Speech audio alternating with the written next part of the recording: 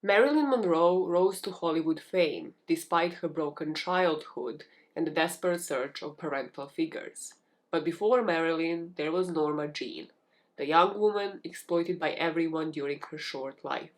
Today, we'll break down how Norma's childhood and early career years shaped who she was to become. This is the story of Marilyn Monroe. Detective Unit, welcome to another multi-parter. Today we are starting the story on Marilyn Monroe. This is going to be a three-parter series. I have said that before and then have extended it to 4 parts. I know. For now, the way I plan to structure this is going to be a long part 1, and then I believe part 2 and 3 are going to be a bit shorter. But you are here with me for quite some time because this story has intrigued me for the longest time. I really wanted to look into it and I had it on the list of prospective cases. And then I've seen the trailer with Ana de Armas playing Marilyn. I think the movie is called Blonde. It's gonna be on Netflix. I was like, you know what? It's time. It's time for me to buy the book. It's time for me to read 700 something pages. And then also to look up online archives of Marilyn and also look up multiple articles because this is one of those stories where somebody could really sit and talk about Marilyn's life for 200 hours and still not even scratch the surface. So let me tell you what the structure is going to be like because we are not going to be here for 200 hours, but I still really wanted to understand the psychology of Marilyn, where she was mentally at the end of her very short life.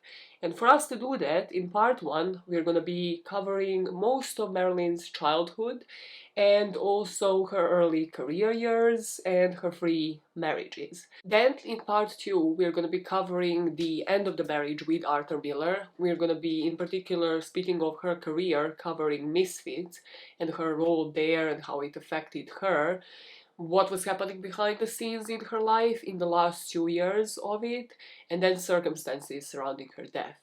And part 3 will be solely focused on the Kennedys and the conspiracy theories surrounding Marilyn's death. So how we're going to do that without sitting here for 200 hours and maybe just only limiting it to like 6, which is the usual length for my multi-parters.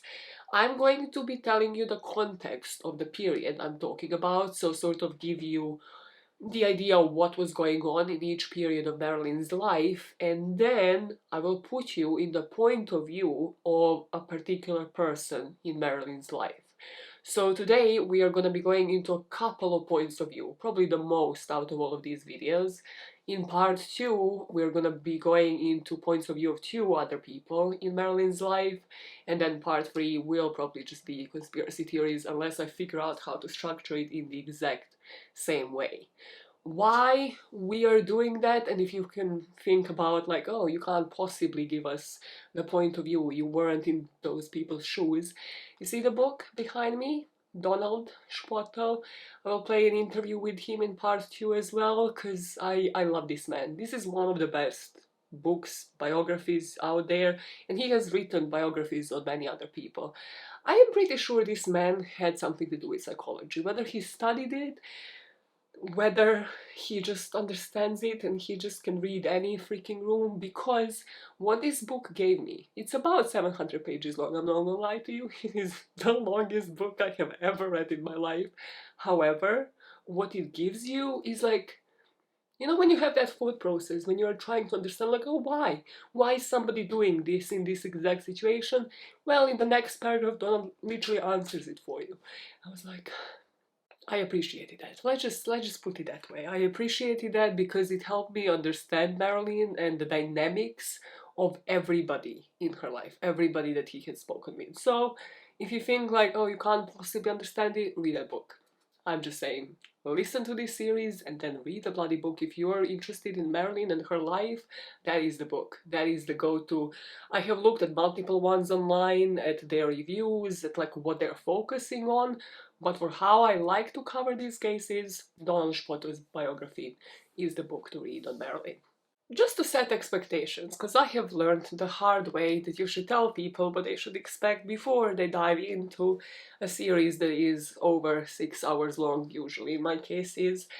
I don't want you to think that this is another entertainment coverage. If you are new to the channel, welcome, please like and subscribe. I do like to do deep dives, but this is mostly a true crime channel.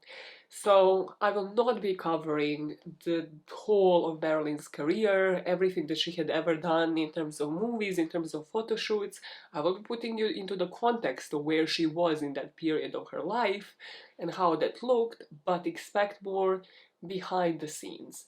Dynamics with the crucial people in Marilyn's life. I can't possibly cover the dynamics between Marilyn and everybody she had ever known. So, just an FYI before you dive in, and obviously it has been upon me to choose who I believe according to the book, and after reading the book and multiple articles online, who those crucial people that have left the most impact on Marilyn's life are. So you might not agree with that, or you might completely agree with me and be like, oh yeah, this person did a number on Marilyn. And I'd like to know, after each parter, what you think in terms of where Marilyn was at that point in her life, where she was mentally, and like, do you agree or disagree with me in terms of what those people did to her, how they affected her? Because this is actually a really, really sad story. I did not expect to get this emotional reading this book and just researching Marilyn's story. I had no idea about 90% of the things that I will be telling about just today. Just in part one, I had no clue about just how insane her life was, how hard her childhood was, and how she just went spiraling at some point, and there was no point of return. There was just no going back. And there are probably many other YouTube channels, podcasts out there that do this differently, that tell you everything about her modeling career, that tell you everything about her movie career, and just literally cover Marilyn from that angle. This isn't one of those places. That being said, our story begins actually long, long before Marilyn was even born, because we are starting it with her great-grandparents, Tilford and Jenny. If I were to describe the personal life of anybody in Marilyn's family in one word, the word would be transient. Born into nothing, Tilford, her great-grandfather, would work on a family farm since he was 12. This would be 18,000. So in 1870, when he was 19 years old, he lived in Missouri, which is where he will meet Jenny. Now, to support her, and by 1878, then 3 of their children, he would work miserable hours, like long hours, miserable wages, as a day laborer. And the life was always on the move. They would always move between different farmhouses, log cabins, shared barns. Tilford would, however, still, in any free time that he had, teach himself how to read, and then he would read the classics. The marriage lasted for about 20 years, and we're not sure why, but Tilford and Jenny would divorce. Jenny took her children, and she would return to her mom in Chariton County. And Tilford would really be heartbroken because Jenny took the children away. And also, he suffered from multiple diseases because he was a laborer, he would do hard labor, he was poverty as well. The medicine in 18,000 just wasn't really anything like modern medicine today, and because of the loneliness, as he was deprived from the kids and they visited rarely, he was already in really bad health condition. Now, the liveliest one of those kids that would visit Tilford very rarely was Della May Hogan. Now, Della would be Marilyn's grandmother. She was described as not pretty, but gay and mischievous, habitual, truant. Instead of school, Della liked fishing and swimming, different extracurricular activities, and she used family's barn for a kiss me quick. She liked to kiss boys in the neighborhood. Her parents would separate when she was only 13 years old, and she spent the following years traveling between Jenny and Tilford. But by the age of 15, she was out of school.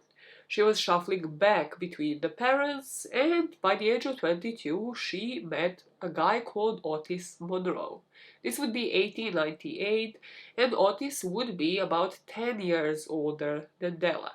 Now look at this bitch, look at Ella, look at her face. She has already experienced the transient life that her parents offered. She didn't want to have a kid and for the kid to do the exact same thing, just go between the parents. She wanted something better for herself as well.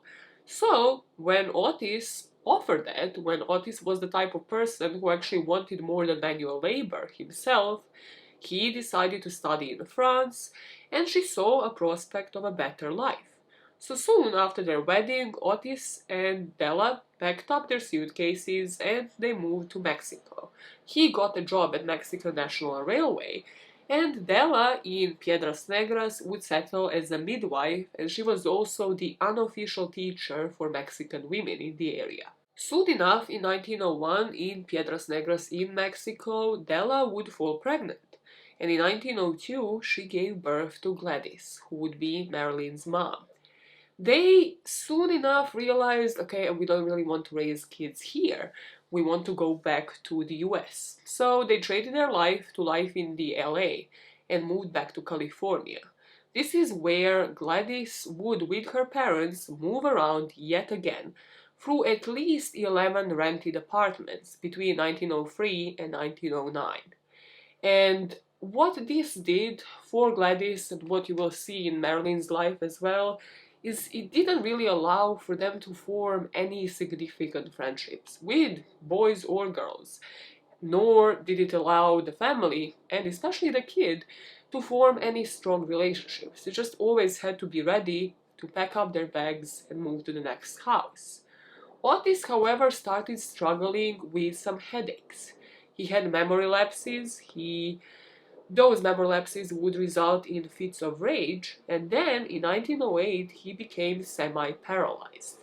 What he actually suffered from was neurosyphilis.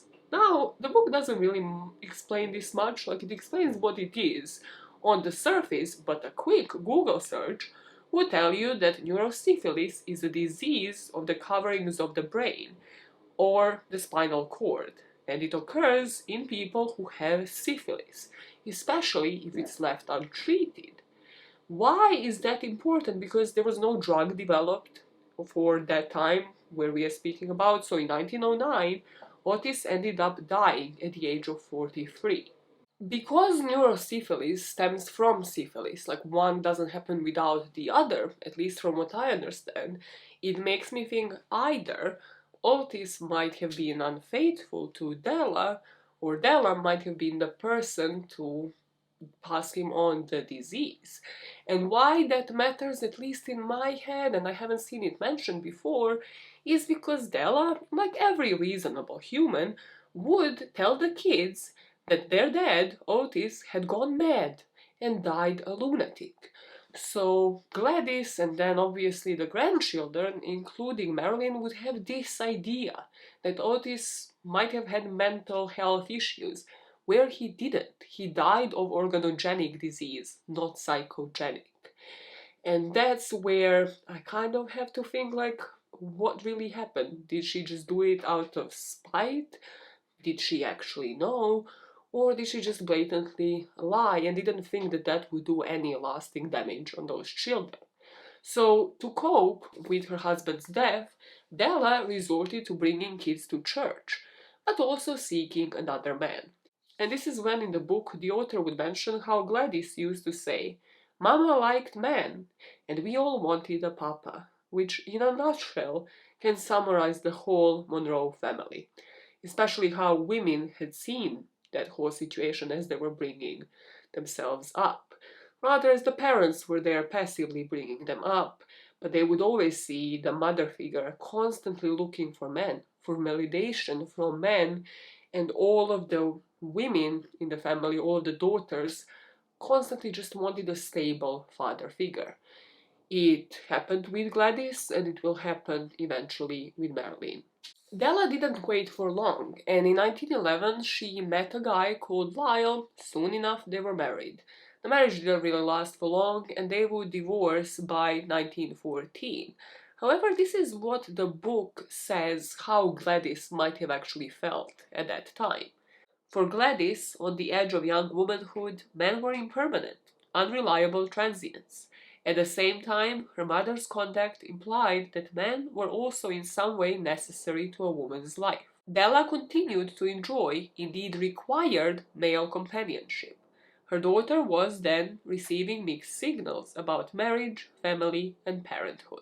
However, as much as Gladys was only being able to see what Della would portray, how she would meet men, and then the transient lifestyle, she would bicker. She would argue with Della about this. She would not be shy and would really show how displeased she was with her living situation, which meant that Della didn't really like that.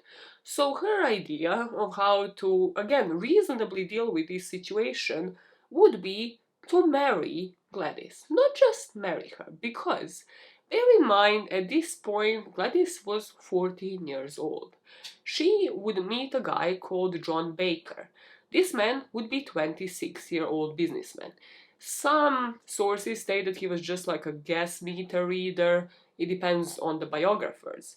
He was from Kentucky, and in 1917, Gladys's mom, so Della, decides she must meet this guy. She's dissatisfied, this is her way out of the family home, but she's also 14. So she decides to falsely claim that her daughter is 18 years of age. She said there's no birth certificate or anything really proving that because they just arrived to California from Oregon. So just like that, Gladys in 1917 would marry John Baker at the age of 14, while her mom is faking that she's actually of age. 7 months later, Gladys would give birth to a son called Jack, and then in 1919 he would be followed by her daughter Bernice. As Gladys witnessed this transient lifestyle that her parents had displayed for all of these years, she only knew how to apply that to how she raised her own children. By the time she had Bernice and Jack, Gladys was also only 17. Not cutting her any slack, obviously, like her mom married her when she was 14. It's truly messed up, but she was more interested in just going out, going to the dance halls, living it up, and also kind of just leaving those kids behind, in the care really of anybody else. The marriage also wouldn't last for long. Her marriage would break down by 1921, and she would file for divorce on the grounds of extreme cruelty by abusing and calling her vile names, and using profane language at and in her presence by striking and kicking. Pay attention to this reasoning, and I'm mentioning it because it comes back later in some form in Marilyn's life. John Baker, however, didn't really like this, let's just say, and it was the time when men really had more power when it comes to how the divorce proceedings would go about. So Gladys moved out of their home and went to share a bungalow with her mom and the kids. However, John managed to take the kids. According to different biographers, some say he kidnapped them, like he actually just went in, took the kids, and then moved to Kentucky. And for whatever reason, Gladys wasn't able to get the kids back. So she would go to Kentucky and visit them. It was said she did this infrequently, and then she lost touch with them altogether. In this timeline, Marilyn still hasn't been born. But just so you know, because of this dynamic, because of John taking the kids away from Gladys, Marilyn was not told that she had a sister until she would be 12 years old, and she would only meet Bernice at some point as an adult.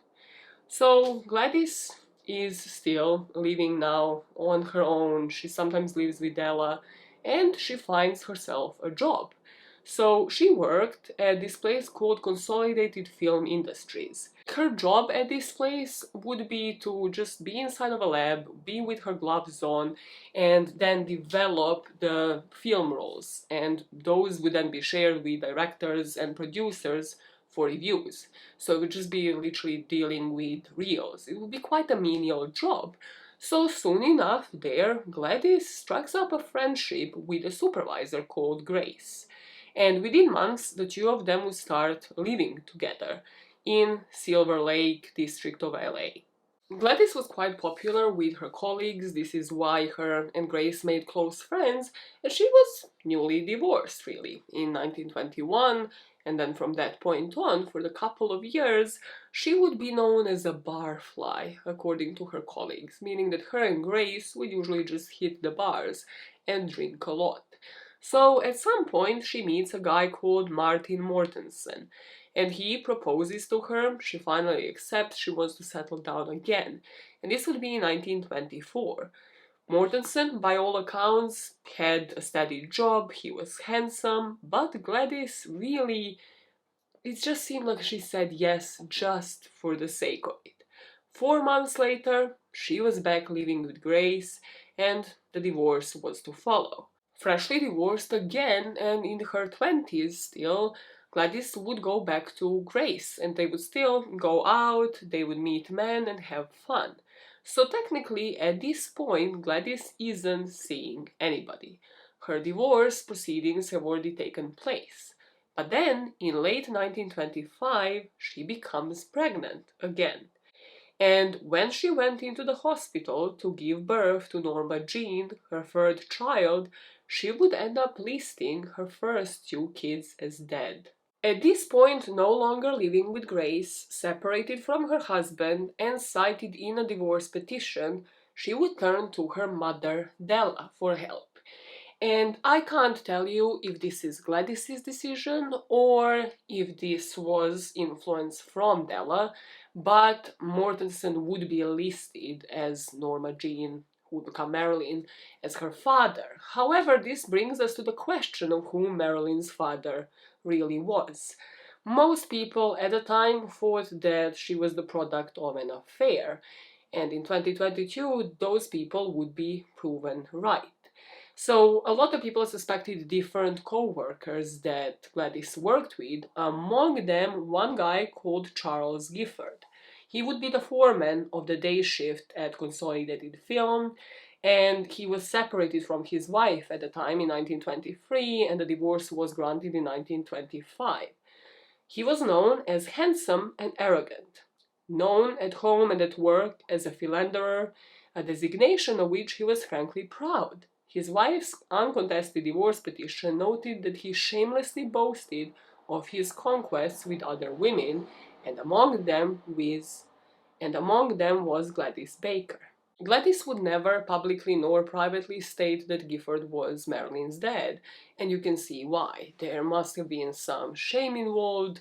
She was still going through divorce proceedings, and to just state that she might have had a child with her co-worker would have been heavily judged back in the day. But in 2022, DNA testing did prove that Charles Gifford was indeed Marilyn's dad. However, Marilyn, throughout her whole life, didn't know that. She was in constant pursuit of her father. As for the child, she never met Gifford and was never certain he was her father.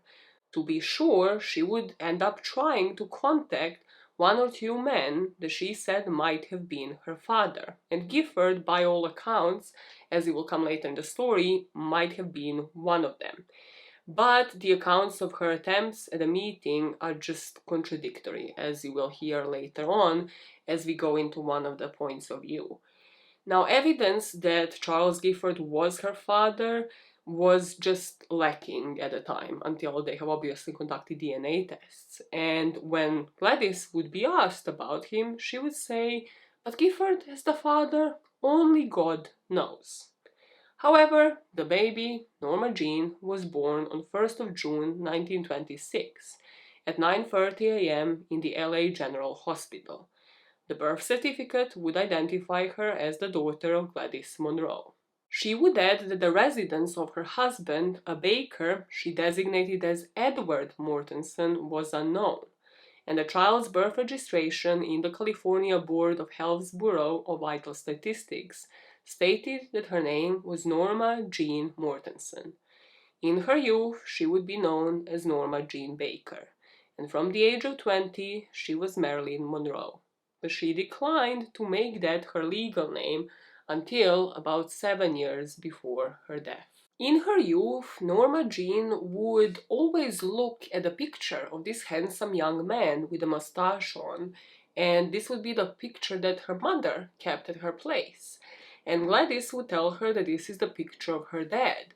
So, in this wishful thinking world that Norma was stuck in, this person was actually her father. She believed that when she would walk home from school, or when she would be stuck at the hospital when her tonsils had to be removed, that this person is just going to be picking her up, waiting for her to get home. Marilyn would write, "I could never get him in my largest, deepest daydream to take off his hat and sit down." This would set a precedent for the rest of Marilyn's life, because her whole life she would want to A, meet her dad, figure out who he really was and have a relationship with him, and B, she would always be looking for a surrogate father in any man that she would date.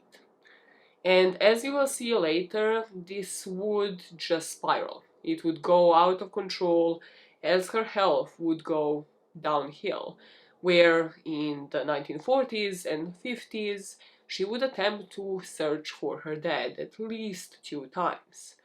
So before that, before we dive into the story of how Marilyn displayed this through her life, how she dated a man that in some form she saw as father figures, we have to start from the beginning.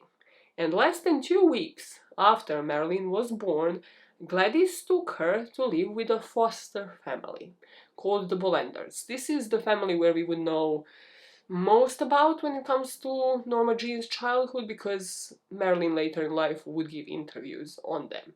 The question that might pop into your head is why?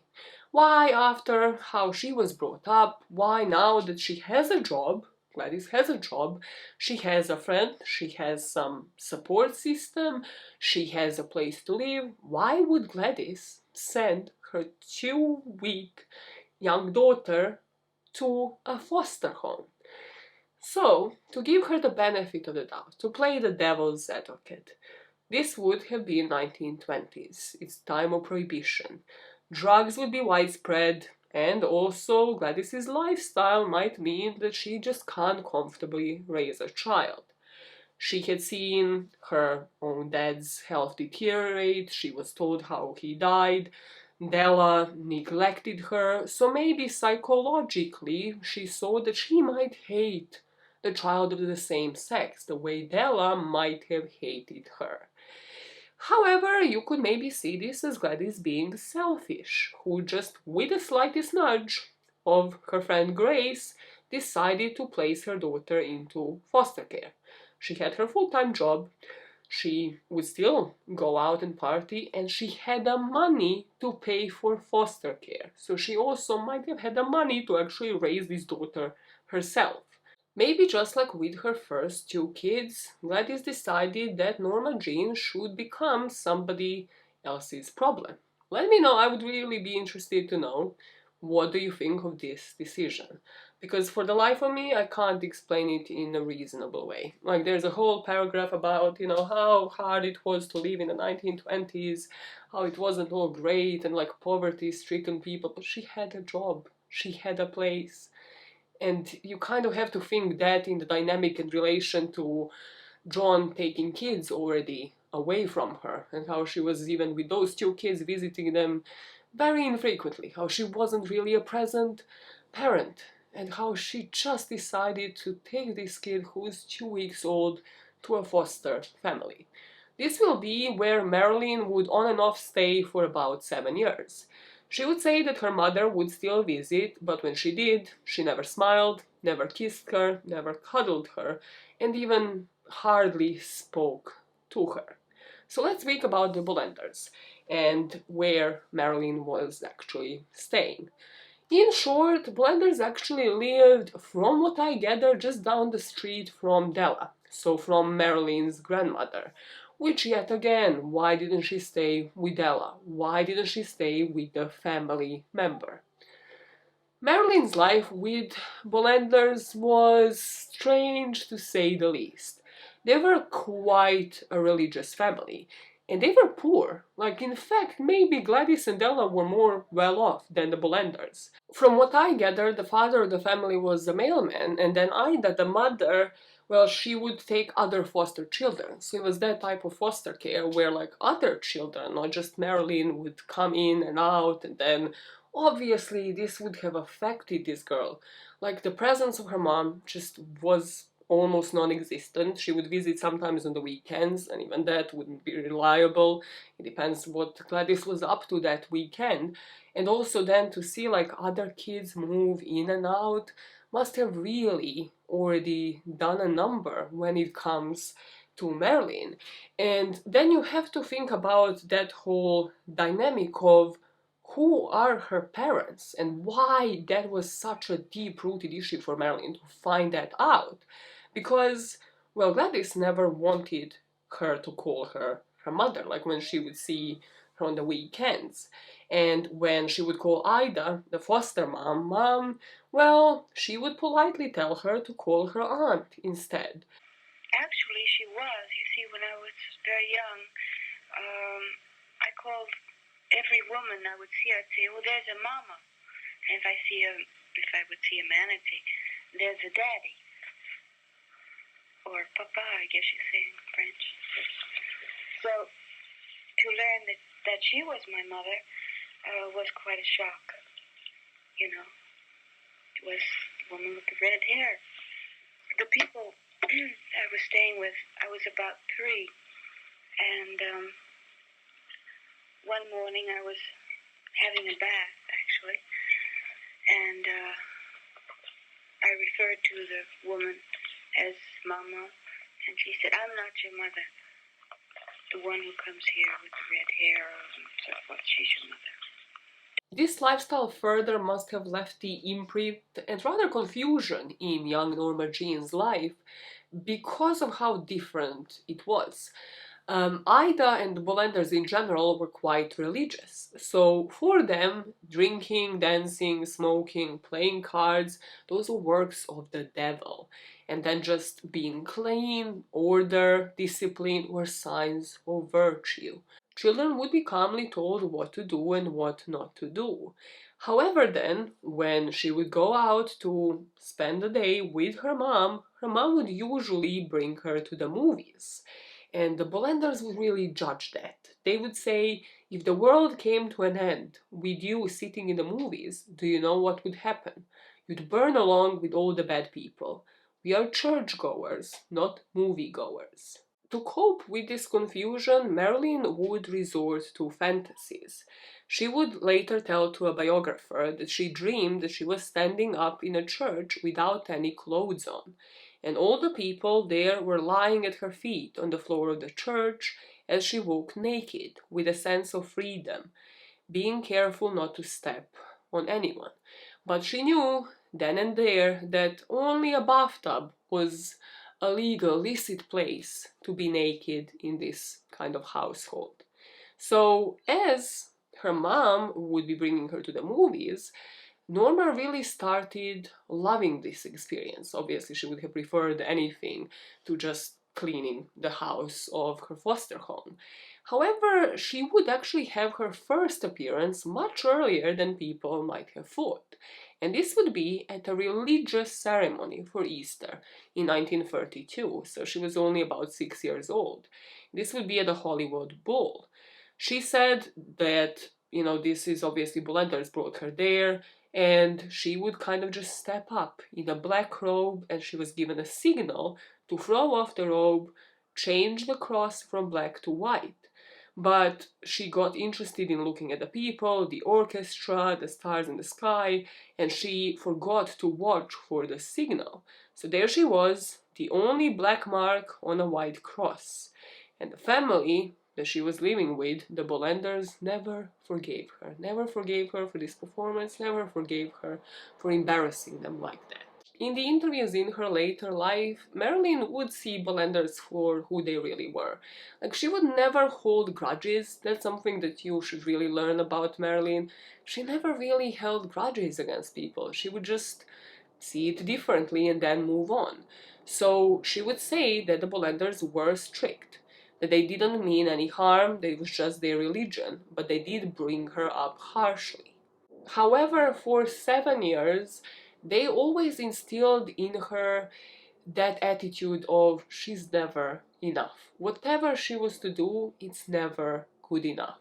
She was always failing at something. Something always had to be improved. While she was with Bollanders, when she was only about 1 year old, the different biographies state that there might have been yet another incident where Della, her grandmother, tried to smother her with a pillow.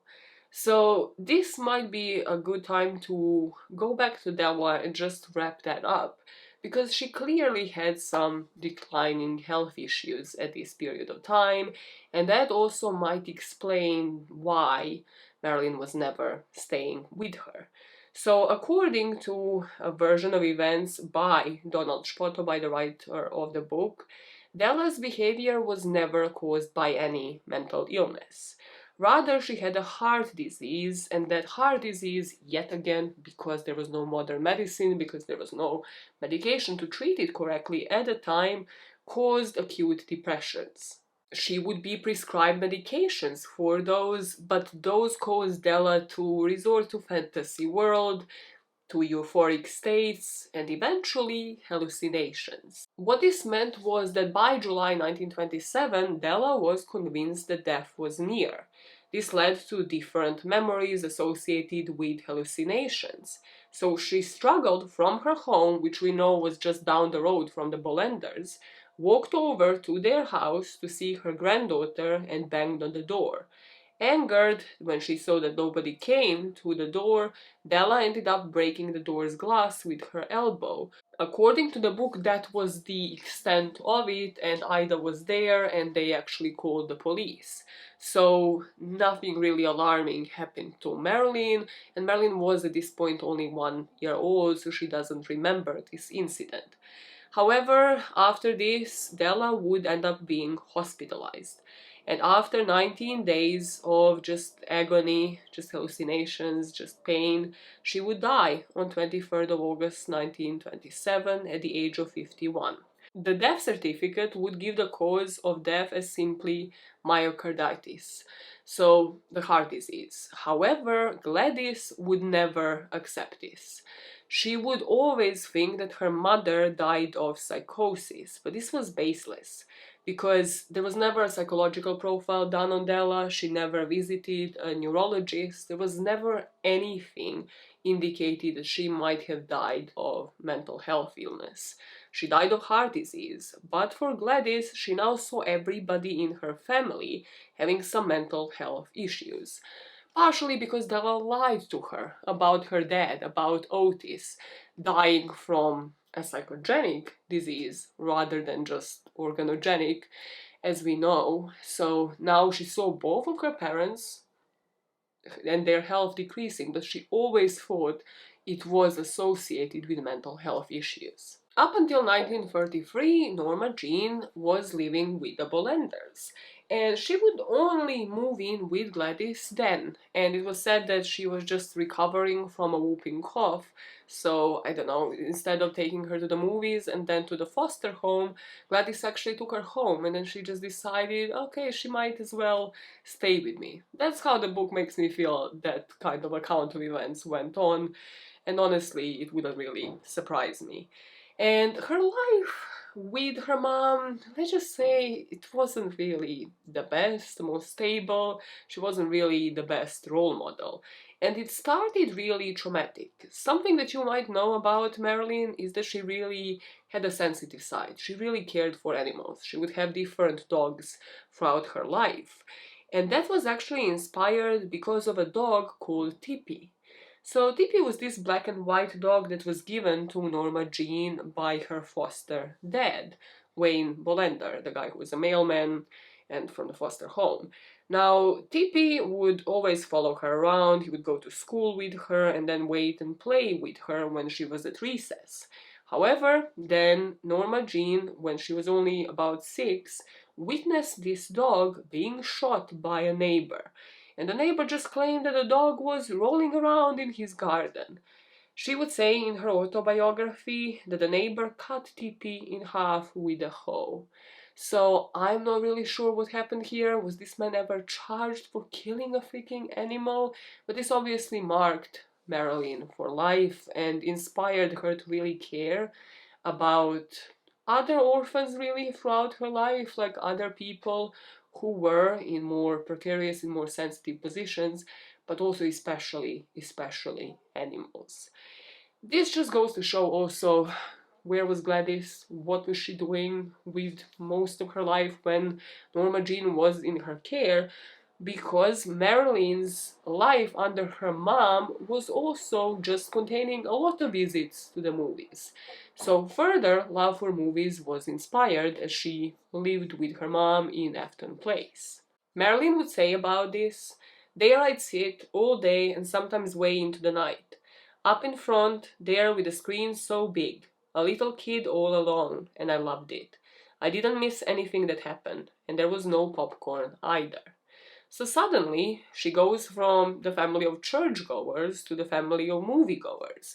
And this family, run by Gladys and Gladys herself, well, managed to move into a new home. So due to President Roosevelt's assault on the Great Depression, homeowner loan corporations was instituted, and there were some low mortgage costs that were available, which Gladys took full advantage of, and she took a loan and got them moved into a 3-bedroom furnished house. This would be in Arvell Street, close to Hollywood Bowl. So Marilyn would just constantly be sitting in movies as Gladys and Grace worked at Consolidated. And also to pay this rent off, Gladys would rent out the whole house actually to a married couple. And this couple was an English film actor, George Atkinson, and his family. So Marilyn was just constantly surrounded by people who were in the movie industry from her early life, and also the only way of entertainment that she had known up until this point was just going into movies, as Gladys and Grace worked at the labs. When she would enter schools, she would be registered as Norma Jeane without the E in the end, which is how her name was actually on the birth certificate. And Gladys and Grace probably started comparing her early on, based off of her sending to the movies and everything, to Jean Harlow. Any sense of normalcy that Norma Jeane must have felt now at this place that her mom had a mortgage of and living there for about a year and a half, was interrupted abruptly. Because Gladys learned that her 13-year-old son Jackie, who was living with a father, it's like her first kid, had died of kidney disease. And then, within weeks, she also found out that her grandfather, Tilford, hung himself, and that her lab studio, so like where she was working, was going on strike. So, there was Della's death, then her kid's death, then her father hung himself. So obviously this was trigger after trigger. And may I repeat yet again what period we are talking about? Nobody's dealing with any form of depression in any normal way. Psychopharmacology just wasn't sophisticated in 1934, and nobody really paid any attention to any side effects that any medication that Gladys was taking at the time might have actually had on her. So this will mark the beginning of 40 years of Gladys being institutionalized. Depending on which biography you read, this had happened in different ways. Marilyn, according to the interviews, would say that she kept hearing the terrible noise on the stairs, her mother screaming and laughing as they led her out of the home that she had tried to build for her. Gladys would first be placed at a state hospital in Norwalk, which would be where Della had actually passed away, and she would be diagnosed as a paranoid schizophrenic. Spoto, the biographer of the book, does think that maybe out of everybody in Marilyn's family, Gladys might have had some mental health issues, but rather it was because of the circumstances. It was because it's understandable because of all of the triggers. But that rather than any actual clinical psychiatric illness, she was pushed into depression by circumstances.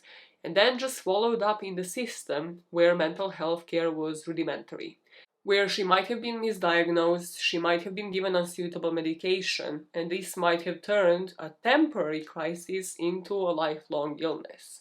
And we know that because, as I mentioned, she will be in and out of mental health institutions for about 40 years. What her mother's hospitalization meant for Marilyn really is that studios later in her career would try to get her to hide the messy past, to conceal her mother's mental illness, for it not to be scandalous, and they would always try to get her to concoct like a false story about her parents. More on that later. But as for the rest of her mom's life, she would be under whatever medication she was given. That's something that really we don't speak about when it comes to Marilyn's story and what will become prevalent in Marilyn's own life, that had this story happened to anybody else, and if I were to tell you a story of somebody who wasn't a famous person, we'd really speak about this, like medical records not being shared, the lack of modern medicine back in the day, the fact that somebody could have been misdiagnosed their whole life, but here we just don't really mention it like that. Marilyn would see her mother only a few times from this point on. She would sometimes go to the home for clinic supervised visits, and it would always be said that the mom was just under heavy medication, that she wouldn't really be even saying anything. Sometimes she would say, like, you used to have such tiny little feet. It would just always be very mundane conversation, if any. When she visited later in life with this photographer, he would say that the reunion would always lack warmth, that they had nothing to say to each other. However, one thing that you should know is that Marilyn secured her mother's financial future for life. Her mom would eventually get out of the homes, she would even remarry, and she would outlive her daughter. On the final release from the hospital in 1967, Gladys actually went to live with her daughter Bernice in Florida. She would move to a retirement home 3 years after that, and when she was asked about her famous daughter Marilyn, she said, "Don't mention that woman to me. I never wanted her to go into that business." Gladys would spend her final years at the old age home, which would be in Florida, and she died at the age of 81 in 1984. She outlived Marilyn by more than 2 decades. This chapter on the mom over, we are going into our first point of view to find out and pick up back in the timeline at the time when her mom was institutionalized. And we are going to learn about Marilyn's formative years through the eyes of now third mother figure that Norma Jeane would have in about 8 years. This would be Gladys's friend Grace. Remember Grace? The co-worker, the supervisor at the Consolidated Labs that her mom would go out and drink with. Well, you haven't learned much about Grace up until this point, and boy will you. The most Karen-looking person on the agenda today. Grace McKee. What can I tell you about Grace and how she saw Marilyn? Because that's really what we are here to do. Usually, I try to be unbiased about the people that I talk about, try to give you the both sides of the story.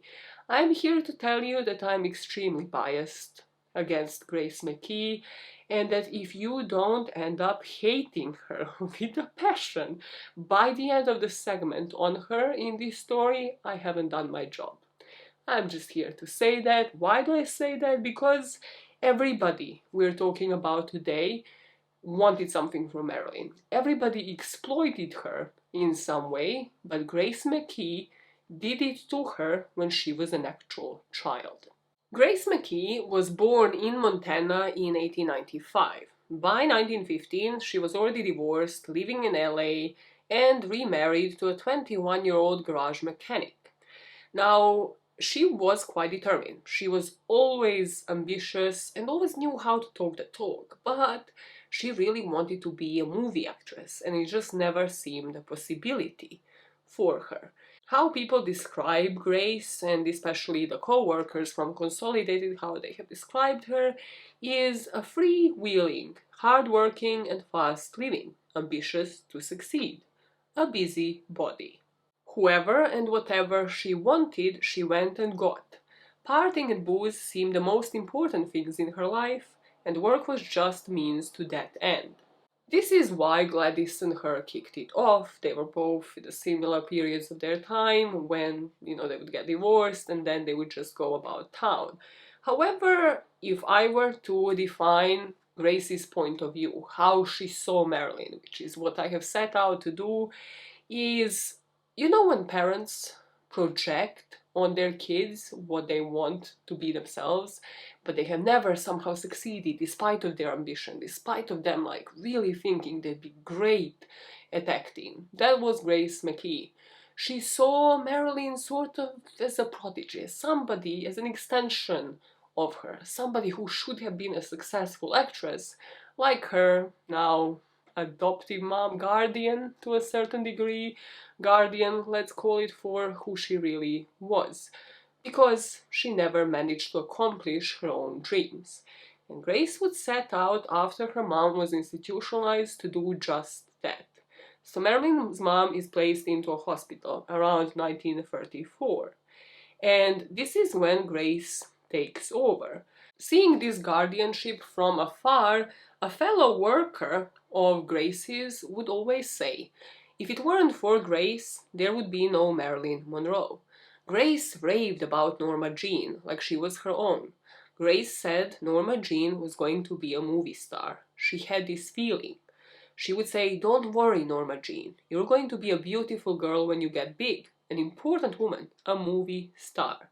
If you carefully listen to just that one line by Grace saying you are going to be a beautiful girl, not like you are already beautiful, you're already enough, something that Marilyn really deserved to hear at that point, that is because Grace knew that a woman's appearance can be changed, and she knew, because she was herself an avid movie viewer, exactly what worked at the time. So she applied it to, by that point, 7-8-year-old Norma Jeane. Grace knew how a woman's appearance could be changed by makeup, lights, filters, and shadows. How, with a quick snip of the scissors, an unflattering image could be eliminated. She knew by profession what the studio successfully marketed, what worked, what the public wanted. The infinite varieties of cosmetic surgery, later one of LA's most heavily advertised and lucrative professions, became perhaps the logical extension of the movie world's cravings for impossible ideal. It was, in other words, Grace McKee's job to help perfect illusions. And with greater frequency and intensity during the next several years, Norma Jeane became the heiress of Grace's experience. In taking on the child's care and education, she had at last an opportunity to create the daughter nature had denied her. I had not looked into why Grace McKee couldn't have her own child. I just know based off of the book that she couldn't. I'm not really even sure if that is available, the medical records and how that would have been known, but we just know that Grace couldn't have her biological children, and that's why she did quite a number on Marilyn. She would bring Norma Jeane to the lab, to the hair salons, somewhere to display her, to show off, isn't she pretty? Norma Jeane, turn around and show the nice man the big bow on the back of your dress. Now walk down that way and turn around. Good. Now walk back here again. Oh, here comes Ella, Norma Jeane. You met Ella last month. Tell Ella again. She's probably forgotten, but you haven't forgotten. Tell Ella what you are going to be when you're all grown up. Say a movie star, baby. Tell her you're going to be a movie star. This kind of brainwashing would continue every week, for months and months on end. Norma Jeane was going to be a movie star, and that was that. After me having read these couple of paragraphs through the books, you might think, okay, this does remind us in today's world of pageant shows, for example, or family bloggers, vloggers, where they invest in their child, they really project on them, because the child is actually what people are there for. The child is actually the one making the money. However, then those people really take care of those kids as well, because they know that that kid is their biggest investment. Grace did not. She did not take care of Norma Jeane. So she did, obviously, as a guardian, really take care to take all of Gladys's money. As soon as Gladys was institutionalized, Grace took over to control the house, every single penny in that bank account for herself, because Grace still wanted to go out and find herself a man, which meant that Norma Jeane would go into an orphanage. And this is yet again where, with Gladys, you can kind of identify with her. Like, yes, she was going through poverty, she wasn't really in the right place, she was really young, she didn't really even have the money. With Grace, Grace had all the money. She had all of the resources. She did not have to send Norma Jeane at the age of 8 back into an orphanage, but she did. Why she did it? Because she wanted to remarry, and she didn't really want Norma Jeane to live with her and her husband. And suddenly I was taken to the orphan's home. I was only 9 or 10. And I put my feet down on the sidewalk, and they had to drag me in. I said, I'm not an orphan. And then later, some people said, well, it's better you forget about your mother. I said, but where's my mother? They said, she's dead. Grace did remarry a guy called Doc Goddard, and this would be by the summer of 1935. So Norma Jeane moved in with a couple eventually, after which they would dispatch her to a Los Angeles orphanage. This would be 1935, when she was only 9 years old. And in the interviews, Marilyn would say it just felt like a mistake. Like, there must have been some mistake. She wasn't an orphan. She knows what had happened to her mother. She heard the screams. She knows she's institutionalized, but she knows she has a mother. And then she had a foster care experience, and now she's in an orphanage. Why? It just felt like, no, this is a mistake. I must be coming home with Grace later that day. But it wasn't. For almost 2 years, Grace would pay for the girls' room and board, about $15 a month, and for clothes and expenses. Now, something to mention here is that later, if you have ever listened to Marilyn's interviews, I've only found actually a couple of archives, but there must be some more. Marilyn only, according to the book, lived in 3 foster homes. I think like 1 foster home and then 2 orphanages. And by the time of her interviews and her career, you know, it would be 5, 6, 7, 8, whatever would sell the story better. Just something to keep in mind. I'm not saying by any stretch of imagination that that makes this better. It's just that later some of the parts of the story have been blown out of proportion. She was never like abused. She had a stable life in the foster home with Polanders and then in this orphanage. It's just that when you look at it from the lens of somebody who had the money and the resources to actually take care of the child, maybe not sending that child into an orphanage might have been a better idea mentally for that little girl.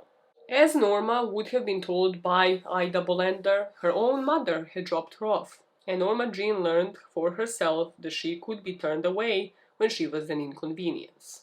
In adulthood, her lack of close female friends owed much to these early experiences.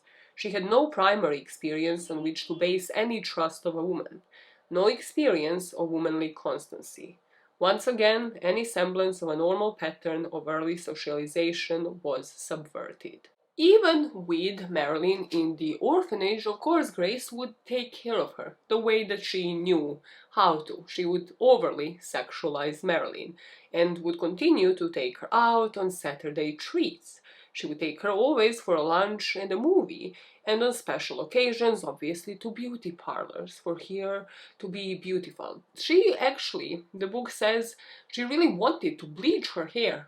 This child's hair was 9 years old at the time, to already convert her into this peroxide blonde because she saw it on movies and she saw Jean Harlow and everything. So the only way she didn't do it, the only reason why she didn't do it is because the home wouldn't allow it. Of these experiences of her going to beauty parlors, Marilyn would later say that Grace would touch a spot on her nose and tell her, "You're perfect, except for this little bump, sweetheart, but one day you'll be perfect, like Jean Harlow." But Marilyn knew that no matter what, she would never be perfect, as anybody else, let alone herself. She was primed to be a manufactured face of cultured fantasies by Grace without even knowing it. And you have to think what that puts into the head of the child. This woman gets me so heated. Because if you're in the orphanage, knowing that you have a guardian, knowing that you have a mother who is alive but unable to take care of you, and then somebody takes you out on Saturdays as a treat, and you have to look a certain way, you have to present yourself a certain way in order to deserve that treat. You're constantly told that you're not perfect, but you can become perfect. What that puts into your head?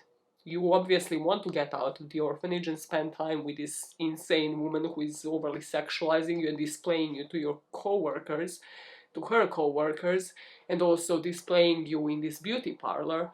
But for you to please her, to please this mother figure, you also have to look a certain way.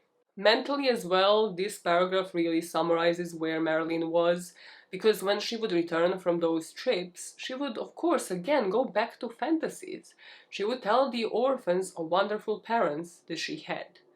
Typically, Norma Jeane's yearning for solace evoked a vivid fantasy life. I sometimes told the other orphans I had real wonderful parents, who were away on a long trip and would come for me at any time. And once I wrote a postcard to myself and signed it from Mother and Daddy. Of course, nobody believed it, but I didn't care. I wanted to think it was true, and maybe, if I thought it was true, it would come true. The orphanage where she was staying at kind of honed in on these emotions. They figured out how lonely Marilyn was, so when Grace would come to pick her up, they kind of told her she might be better off with her family, with the guardian, with somebody that she knew. Which meant that when Marilyn was 11 years old, Grace finally actually took her out of the orphanage. At first, she lived with the Goddards. She lived with Grace and Doc. And this is when Marilyn would end up being molested by Doc, by Grace's husband. He had a drunken attempt to molest her. According to Marilyn's first marriage, this was sexual assault from what I have seen. It wasn't an actual rape, although how would he had known? But she actually managed to dash off, she managed to run away. And of course, when she told Grace that her husband had molested her, well, Grace's reaction was, "I can't trust anything or anyone." So, at first, she was waking up with the Goddards, and then Grace decided to actually ship her away. Grace, after actually supporting her husband who molested Norma Jeane instead of listening to her, she shipped her away to, from what I gather, these were Grace's cousins. So here, yet again, however, a few weeks before Norma's 12th birthday, she was sexually assaulted again. This assault happened by a 13-year-old cousin called Jack, and all we know about it is that he forced her into some sort of violent sexual contact. This incident would reinforce in Norma the sense that she was desired as an object, but she would always be left feeling abused, and the family said that she would obsessively bathe for days after. But then the 12th birthday comes around, and Grace, again oblivious, just not caring enough, she just comes to take her out for her birthday. She would spend some money on her new dress, and then outrageous amount of money for a hair treatment. She would prepare the girl's makeup and take her for a professional photographic session as the final gift for her 12th birthday. She would explain that this is her first step towards fame, towards growing up to become the new Jean Harlow. After this, she announced yet another decision. Norma Jeane was to move the house again. She moved to a more permanent home in 1938, and she started living with Grace's aunt, called Anna Lower. Now, about this, Grace would actually say that this aunt was religious, but the most stable character in her whole childhood. That this is the first person that she ever loved, and that she actually felt love from, which is so sad that this had happened only when she was 12 years old, because of a fucking dickhead.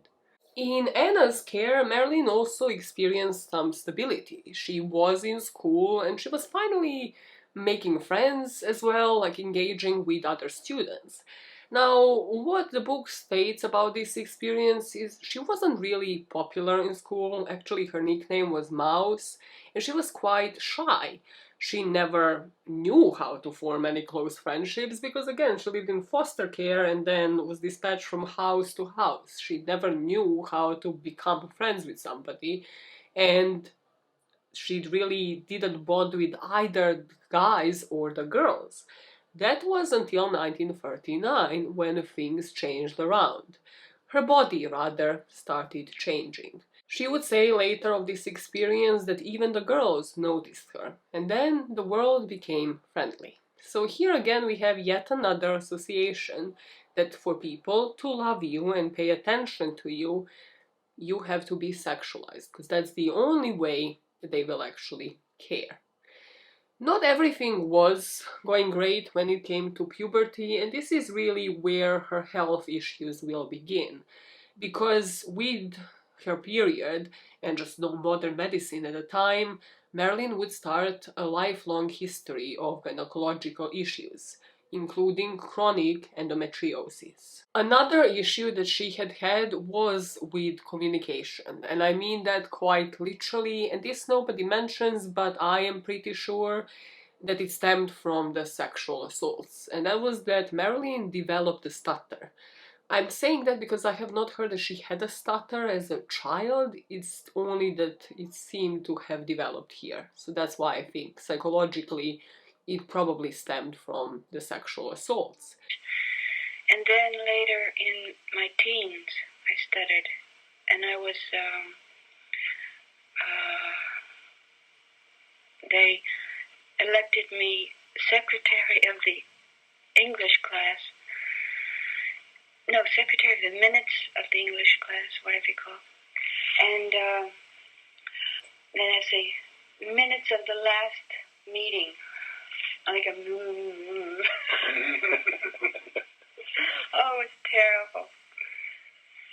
As she was working for a school newspaper, when she would be a secretary and asked to do the minutes, she would always stutter. She would always say, minutes. And that's how she was remembered. So when they would do A for ambitious and they would come to her name, it would simply be Norma Jeane Baker. So in and out of school, she was the M girl. But she realized soon enough, just like with her body, she can capitalize on this. She can turn this liability into an asset. With this being situation in school, of course, things at home couldn't really stay stable for long. So Anna Lower actually had health issues. This was Grace's aunt, so she was quite of age at the time. So Marilyn had to return to live with the Goddards in about 1941. And the same year, actually, Goddard got a job to relocate to West Virginia. So Child Protection Services in California wanted to prevent them from taking Marilyn out of state. So Grace's other option was, of course, let's bring this child back into an orphanage. And she had another idea, though. If this is not really a plausible option, if like Marilyn doesn't really desire, if her heart doesn't desire to go back into the orphanage, she had another idea. Now, I don't know if you, by this point, liked Grace, if you thought, oh Maya, you're too strict on her, she was such a great individual. If it weren't for Grace, there would be no Marilyn Monroe. But I think an arranged marriage might sway your opinion, because that's exactly what Grace decided to do. Norma Jeane at this point would be 15, so Grace only had to wait for her to turn 16. At the time, that would have been legal. She didn't even have to fake any birth certificates or anything like we have seen happen throughout the history. And she already was friends with this woman called Ethel, who lived down the road, and this woman had a son called James Doherty, who would be referred to as Jim throughout most of the book, so that's how we are gonna refer to him. So Jim already was popular, and as we know, Marilyn at this point wasn't. He was already driving a Ford, dating several girls, but Grace one day asked him to drive Norma back from school. And she was just a matchmaker made in hell, I guess, because from that point on, she just always be like, oh, Marilyn, you know, hey, this guy, invite him for dinner. And soon enough, obviously, Marilyn knew she's either to go back into an orphanage up until she's 18 years old, so for at least 2 other years, or marry this guy. Later in her life, it would actually be Jim, her soon-to-be husband, who was at this point 21 years old, but later in life he would be the one telling reporters that actually this would be when Norma Jeane just lost all of the respect for Grace. That Grace told Norma Jeane that she would never feel insecure again, and now the poor girl felt that Grace had gone back on her word. Still lacking that mother figure, however, Marilyn would remain in regular contact with Grace, even though she would move with her husband and leave Marilyn to marry Jim. Jim would, about this marriage, say that it was so obvious how much Marilyn wanted parental figures. It was obvious to him as well, because she was quite clingy. She would always forgive everything. She didn't want any arguments with him. She wanted all of the attention. And even after any arguments that they would have, he would find her curled up next to him. Just it seemed like she was always playing a part, rehearsing for a role that she couldn't figure out yet. Rehearsing for a role of a wife, based off of maybe the movies, because let's be honest, she has not seen the role of a wife displayed in a healthy way, the role of a mother displayed in a healthy way, and also that meant that she would display it in such a way where she was clingy, needy, calling him daddy. In packed lunch he would find notes saying, "Dearest daddy, when you read this." And also it meant that her outside relationships, like the relationships outside of her marriage, just were non-existent. She had no close women friends. She had no close friends of any sort, really. Only friendships that she had were her husband's young nieces and nephews. Marilyn would, through her life, say that she liked people, but for friends, she liked very few people, which is such a mood, but you also need to understand where it stems from. She has never been in a situation, in a school, anywhere for long enough to form any sort of healthy friendships with anybody, any long-lasting friendships, and this would be displayed through her marriage as well.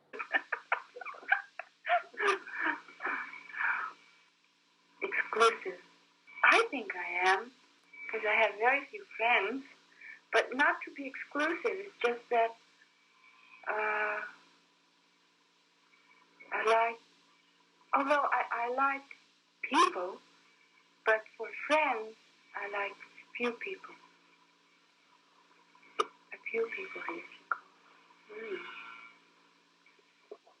In 1944, Marilyn would have a job at Radio Plane. She was inspecting and folding parachutes, and she was working for national minimum wage. And then she was just living probably the most traditional wife-like life that you could imagine. She had a happy routine where she would go to work and then go back home to Jim. However, then Jim had to go to war. So whatever her feelings towards him were then, this had only just triggered more feelings of abandonment. Yet another person leaving her behind. And this would be the first time out of at least 2 that we know of where she expressed her desire to contact her father again. This is according to many biographers, probably because her husband was gone and she always craved that father figure. What was said to have happened here, and nobody really knew why and is this exactly what happened, but it is said that she might have tried to reach out to Gifford via phone on this time. She called a number, she said her name and said that she was Gladys's daughter. Soon enough, she would put the phone back down. Nobody really knew. Did she speak with anybody? Has she ever been in touch with Gifford? And she just collapsed. She would tell Jim that the man had actually hung up on her. And in Jim's words, after the call, they were closer than ever. He was her lover, husband, and father. According to the book by Donald Spoto, it might be that this was just one of Marilyn's pretend games, the way that she was pretending to be a wife. Whenever she feared being abandoned, she pretended to be a lost, rejected child, and she called for her father in those moments. She knew her husband had to go back to the war, but also she considered him going as just another rejection. Now, as her husband was actually shipped to the Pacific, he would remain there for the most of the next 2 years, so between 44 and 46.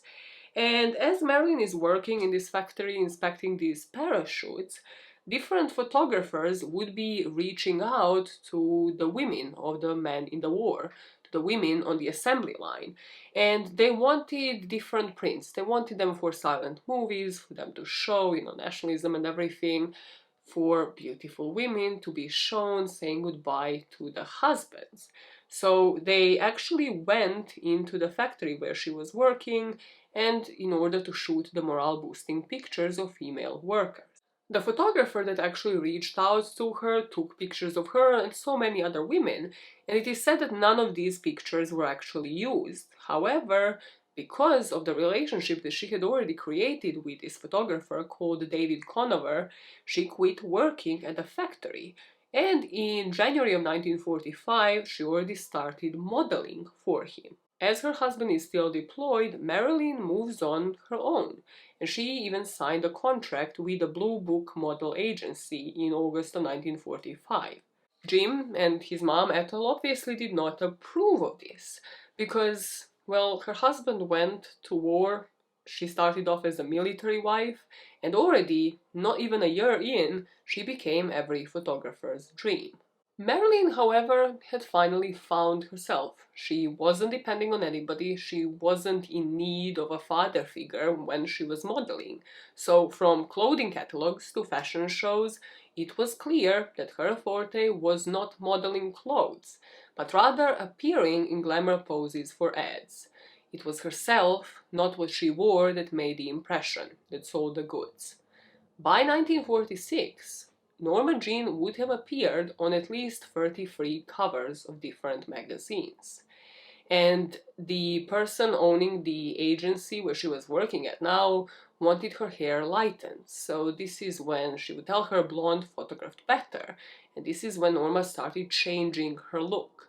On her own accord, Grace was still in her life, but she did this based off of the other professionals and how they said she would look better. This meant that 2 years after her husband was deployed, Norma already had a job. She was basically working, modeling for all of these covers, 33 of them to be precise. So when he left for war, Norma Jeane was a scene from a sentimental wartime movie. But now there was just no greeting. Even when he was back, she was late, coming from a modeling job.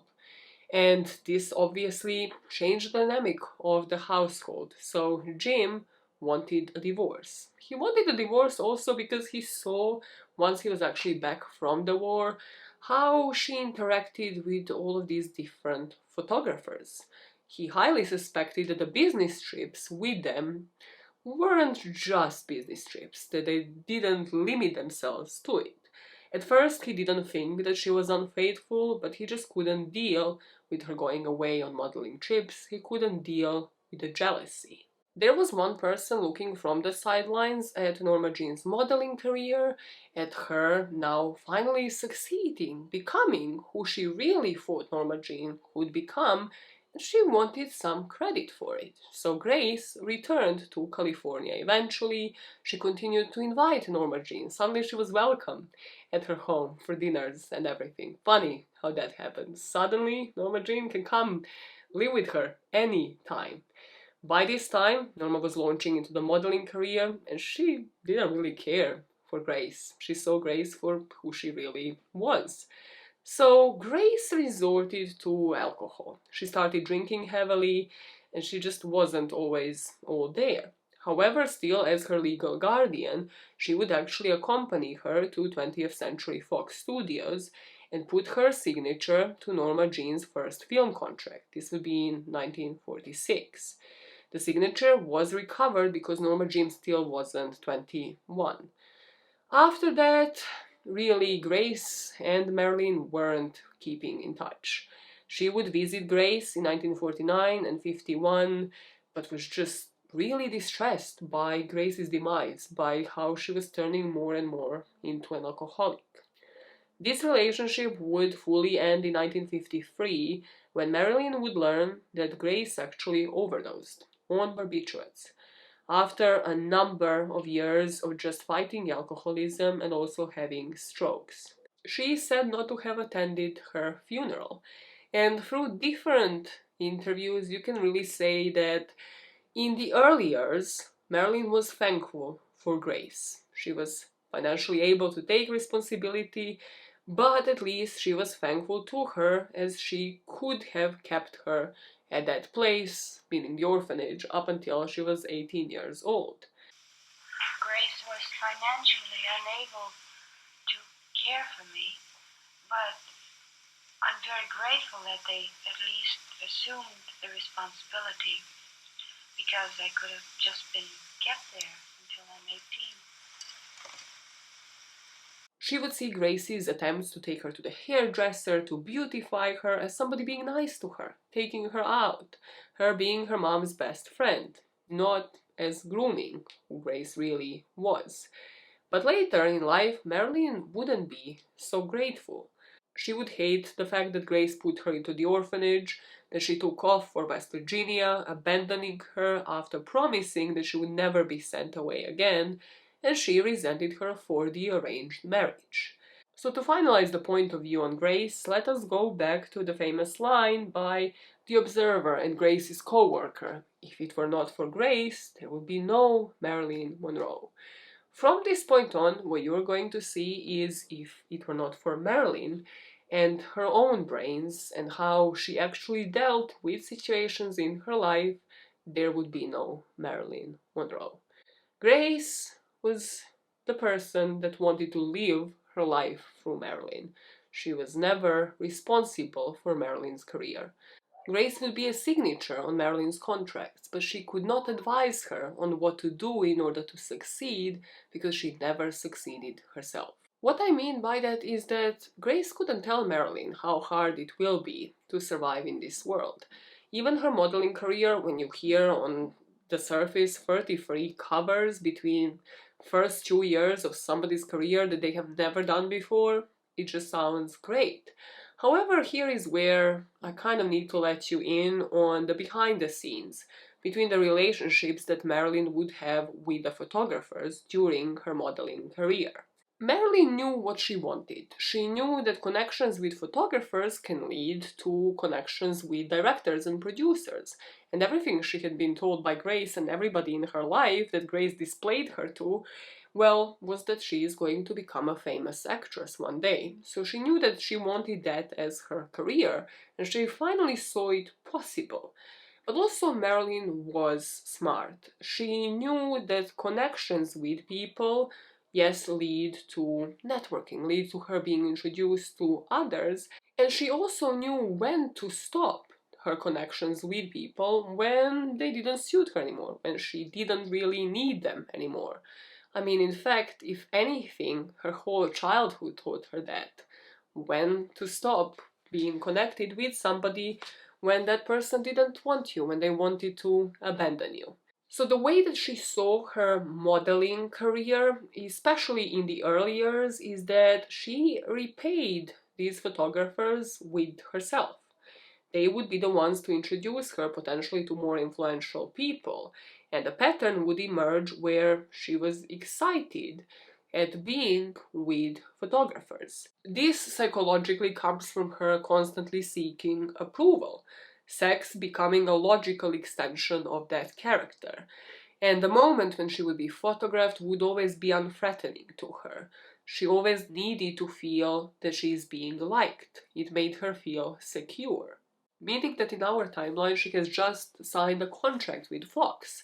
And it is said that Fox executives were reluctant about signing her on, but they just did it for 6 months in order for her not to sign with the rival studios.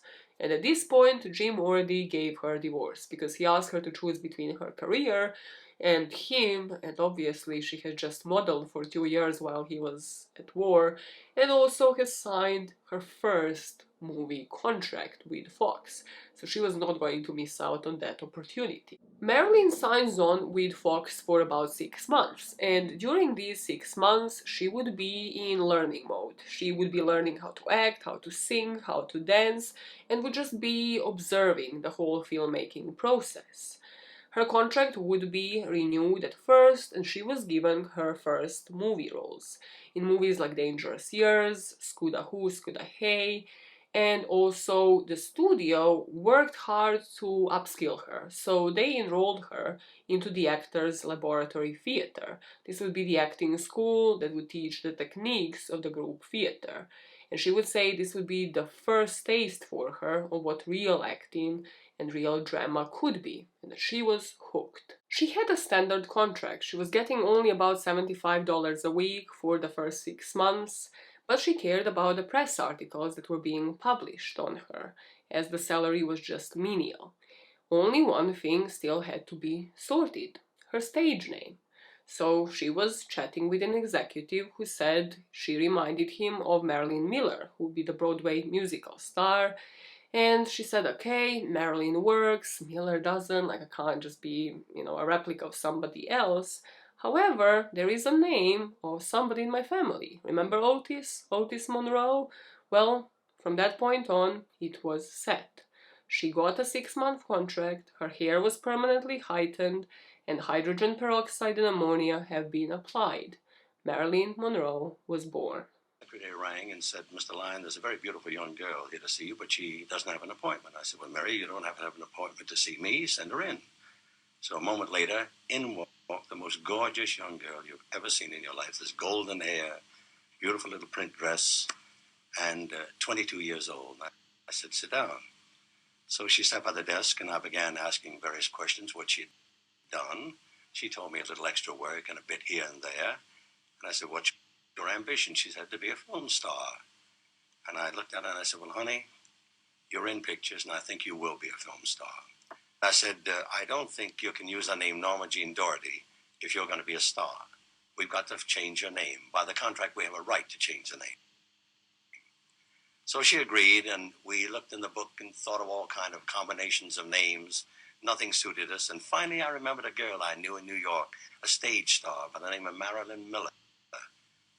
And I said, to me, you're a Marilyn. And she said, that's a lovely name. I said, all right, that's your first name. We couldn't find a second name, but she suddenly turned to me and said, Mr. Lyon, could I use my grandmother's name? I said, what was that? I said, Monroe. Marilyn Monroe. Despite of just how enthusiastic she was, how much she actually wanted to progress and upskill, well, the teachers saw the shy girl, the one that we have seen in high school, the girl with the stutter who was working for the school newspaper, somebody who was insecure, to have a future in acting. So her contract with Fox wasn't renewed in 1947, and now she was petrified. She had a stutter, she only had this modeling career. Even in the movies where she was in, she wasn't on top 10 of the credits list of the actors, rather she was quite down the line. So she wondered what now. Beyond wondering that and where her life is really going when it comes to her career, as for her personal life, she was now divorced from her first husband, and she would be exposing herself to different experiences, which is where she met this couple, Lucille and John Carroll. These would be the film execs who would get her eventually different casting for movies for the MGM. However, she saw them more as surrogate parents again. She would even invent that somebody tried to break into her place just in order to stay with them, to sleep over at their house. She even had this whole weird incident when she suggested to John that she sees herself with him. Like she should, he should divorce her life. He should divorce her wife and be with her, and then he rejected her, so she went to Lucille telling her that she should divorce him. And John actually spoke to her, telling her that he just wants to help her career. And both Lucille and John say about this not just how weird it was, but how unfazed she was. She just would go for it. She would just be like, okay, cool. Now this didn't happen, this didn't pan out, so I'm gonna move on. It just seemed like she was constantly in search of a surrogate father, of like a parental figure. And well, if they didn't want it, then she would move on to the next person. It just still looked like she looked through her life through the lens of a need of masculine acceptance and affirmation. But to really give you the best day-to-day in a life of the rest of Marilyn's modeling career, and also behind the scenes of her early movies and dating life, we are going to enter another point of view of a woman who was by her side, called Natasha. I believe her last name is pronounced Lytess or Lytess. We're just gonna call her Natasha from now on. The way Natasha saw Marilyn, and I don't have much to say against Natasha out of everybody I'm speaking about today, she's probably the most likable character, which again doesn't mean much, but she saw Marilyn as her own creation in a sense, more in a career sense of things, rather than Grace, who saw her as just her creation full stop. But also with Natasha, like if you just do a quick Google search, you're going to see a bunch of articles about her possibly dating Marilyn, them being in some sort of lesbian relationships. From the book and everything I have read, I believe this would have been more the case of unrequited love on Natasha's side. That she might have wanted her whole life, well, rather the life that she had spent by Marilyn's side, to be with her, but that Marilyn, unfortunately, saw her as a surrogate mother. As sad as that actually is. So, through Carol's and also the studio at the time, Columbia Pictures, she was introduced to Marilyn. Now, she was introduced to Marilyn to be her drama coach, as she had that background, and as I just mentioned, Marilyn was thinking, what now? Like, I need to upskill, I need to get rid of the stutter, I need to learn how to speak, how to compose myself, I just need to be a better actress. So, who was Natasha? She was born as a Jew in Germany. So, when Nazis came to power, she had to move to the US and she chose to settle in LA. She hoped to have a great career as an actress as well, but because of her accent and because, and this is not my words, her unfeminine appearance, she had a limited number of roles that she could actually play. So she studied, became a drama coach, and then, during her time as the drama coach for Columbia Pictures, she was shown Marilyn's screen test and convinced the head of Columbia Pictures to hire her for a 6-month contract. Natasha would be by Marilyn's side tutoring her for the next 6 years, so between 48 and 55 roughly, through 20 movies.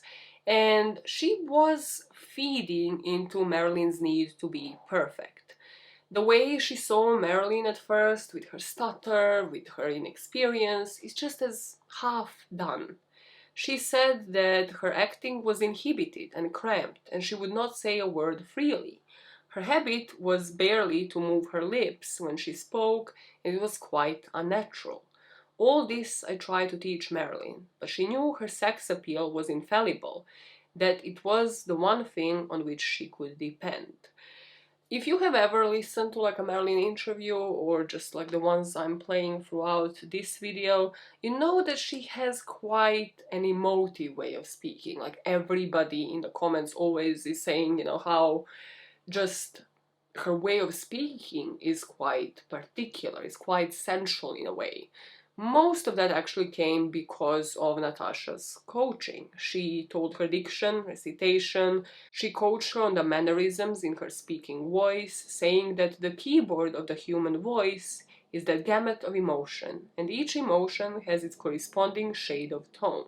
Natasha would always be on set, and the producers actually hated that because Marilyn, she was still not really confident in herself throughout these few years of her career, would actually physically glance for approval in Natasha's direction, and this would be visible in most of those movies. And obviously the producers, directors, you know, after they're editing the scene, they're like, oh god damn it, like she's still looking in the direction of her drama coach. So they didn't like her. And also the fact that Marilyn was actually paying her and not really earning much meant that in the first couple of years of her career, her drama coach was actually earning more than Marilyn was. And as for the personal life, as I mentioned, Natasha was mostly in a friend zone by all accounts. In her memoirs, Natasha would write about her desire, saying, I took her in my arms one day and I told her I want to love you. I remember she looked at me and said, you don't have to love me, Natasha, just as long as you work with me. The main reason why I decided to put you in Natasha's shoes here and in her point of view is for you to see the perspective of Marilyn and the man that she was dating through Natasha's eyes, as I thought that might be actually a lot more interesting than putting you into the shoes of, for example, a guy who was known as Johnny Hyde. He was an older man. When Marilyn was 22, Johnny was 53. And it was said that he was her sugar daddy, he was one of the execs in Hollywood, the most powerful agent at the time, and he saw Marilyn as his next wife. But he already had a family, and she again saw him as a father. But here, unlike in so many relationships in Marilyn's life, she saw him as a father, but she didn't want to marry him. She didn't want to date him. She just wanted this to be a professional relationship. He took Marilyn on as a client and fell in love with her, however. And he was hugely influential for her getting certain roles, like All About Eve and Asphalt Jungle. Now, Hyde always thought he had more control over her. And we know that Marilyn was always aspiring to become more perfect, to become a better actress. So Hyde told her to have tube litigation, that she should never have kids. She never did, because Marilyn always actually wanted to have a child. But also, during this time, it was always, by tabloids speculated that she might have already had some abortions and that she was sleeping with Johnny, etc. But Marilyn would only have 2 miscarriages and an ectopic pregnancy, resulting in termination much later in life. Hyde wouldn't stop there though, because just like Grace, he saw what the ideal was at the time and he really wanted to convert Marilyn into that ideal. So he would pay for her dental work, to remove the bump of cartilage from the tip of her nose. He would insert prostheses into her jaw to just give her a softer jawline. And as somebody used to rising above others' expectations, with Grace, with Bollanders, with Jim, Marilyn just accepted. At this point, even though she was coached by Natasha, even though she had a role in 1949 in Love Happy, her 4th film, her career was still slow and going nowhere, at least according to Marilyn. So she was still in Actors Lab, now with Natasha. She was sparked by Natasha usually with the Russian literature. In particular, she would recite lines from Pushkin in order to practice. But then 1949 came around and with no movie in sight, she would return to modeling. So when her contract at Columbia ended and a photographer approached her asking her to pose nude for a calendar in 1949, she accepted. She would say in the interviews that she was hungry. She had to pose nude to pay for rent. There was no money, and after being delayed on rent for a week or two, she decided to accept. She only posed nude upon the promise that she won't be recognized from the nude pictures, and that was it. However, a lot of people, including the author of the book, think that this might have been calculated. Like, she had Hyde, she still had her movie career, why was she behind on rent? She had people like Carol's, anybody supporting her in her support system, to ask for money. She didn't have to pose nude, and that this was just one of those things that Marilyn did, where, she acted like she had to do this, there was no other options when faced with that, like in her later career, as a choice during her early career. Depends what you want really to believe. Judging by the whole story, I do believe that there was part of Marilyn that was extremely calculated in how she chose her roles. She'd be in the dressing room, I'd be getting dressed and changing, so she said to him probably, she got to do nudes or something. And then sometimes other photographers, Willinger had asked me, well, we won't put his name on it, had asked me, and I would say, I don't do, I'm sorry. And one time, Andre Dienes, I went on an interview, and he said, so you do nudes? I said, no, I don't do nudes, never. So I always went around saying never. And then I got so far behind the rent, 4 weeks, and I was in debt and everything. So I called up. I said, are you sure they won't recognize? He said, I promise. I said, well, if it's at night and you don't have any helpers, to put the lights in. I said, I don't know. I'm shy and I don't want to expose myself to, all the people you have. And I said, and at night. He said, all right, just Natalie and myself. So we did it. And that's all. He just spread out some red velvet and had me lie down on the red velvet. I thought, they'd put some kind of lotion on you or something. Nothing. With Natasha's coaching and Hyde's help, she started getting roles. So things started looking up from 1949 on. Some of those roles, according to the book, involved her actually posing for pimps in evening gowns and swimsuits. And Hyde was getting her these projects to do after the movie shoots, thinking that she might marry him one day. And Marilyn was just fully using him, if you ask me for my honest opinion, and anybody to meet her goals at this point. But she was still not rich. There were actually moments in 1950 she moved in with Natasha, obviously sparking more and more rumors about whether or not they're actually together. And this is when she would get another dog, the Chihuahua, from this producer, Joseph Schneck, that is also speculated that she slept with or not. And this is when rumors about Marilyn started ruminating as well in her early career. That Natasha was always complaining about how unclean she was, how she isn't taking care of this dog. And the simplest correction Marilyn would take as the sentence of damnation. When she would be on the film shoots and, somebody behind the camera would tell her, you're actually late. She was quite famous for being late, like an hour or two late. She wouldn't wake up until noon. Eventually that would be dependent on the pills that she was taking, but even at this point, early in her career, she was just famous for being late. Well, she would tell them, you can be replaced too, but they wouldn't have to hire a replacement and reshoot you. In 1950, Hyde would negotiate a 7-year contract for Monroe with the Fox Studios, and only days later he would die of a heart attack. This is yet another father figure leaving Monroe feeling like somebody who she loved abandoned her once again. According to the book, Natasha and her actually snuck into the memorial service because they weren't invited, because Hyde had his own family and this would have been seen as very controversial. And Natasha said from her point of view, she just saw Marilyn the way she hadn't before. It felt like she had remorse. She felt a terrible sense of loss, because this was just yet another person leaving her side. And his death, Hyde's death, would actually get Marilyn to spiral. At this point, she might have already been using some sleeping pills to get herself to sleep.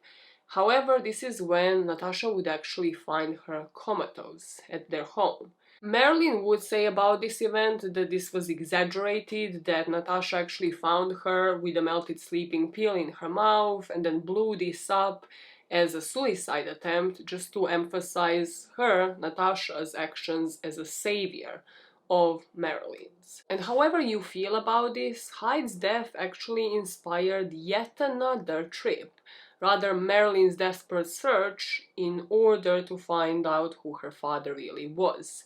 Here again it is believed that she actually tried to meet up with Gifford.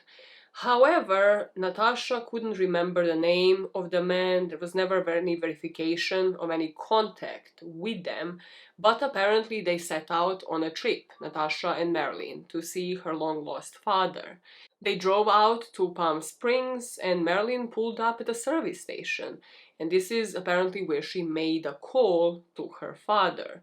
She again returned to the car in tears, because apparently Gifford refused to see her. There was never any further confirmation as to whether or not this was Gifford, whether or not anything else was arranged. It's just that every single time a man who she sees as a surrogate father leaves her, departs for war, or dies, she has this tendency to go and search for her actual biological father.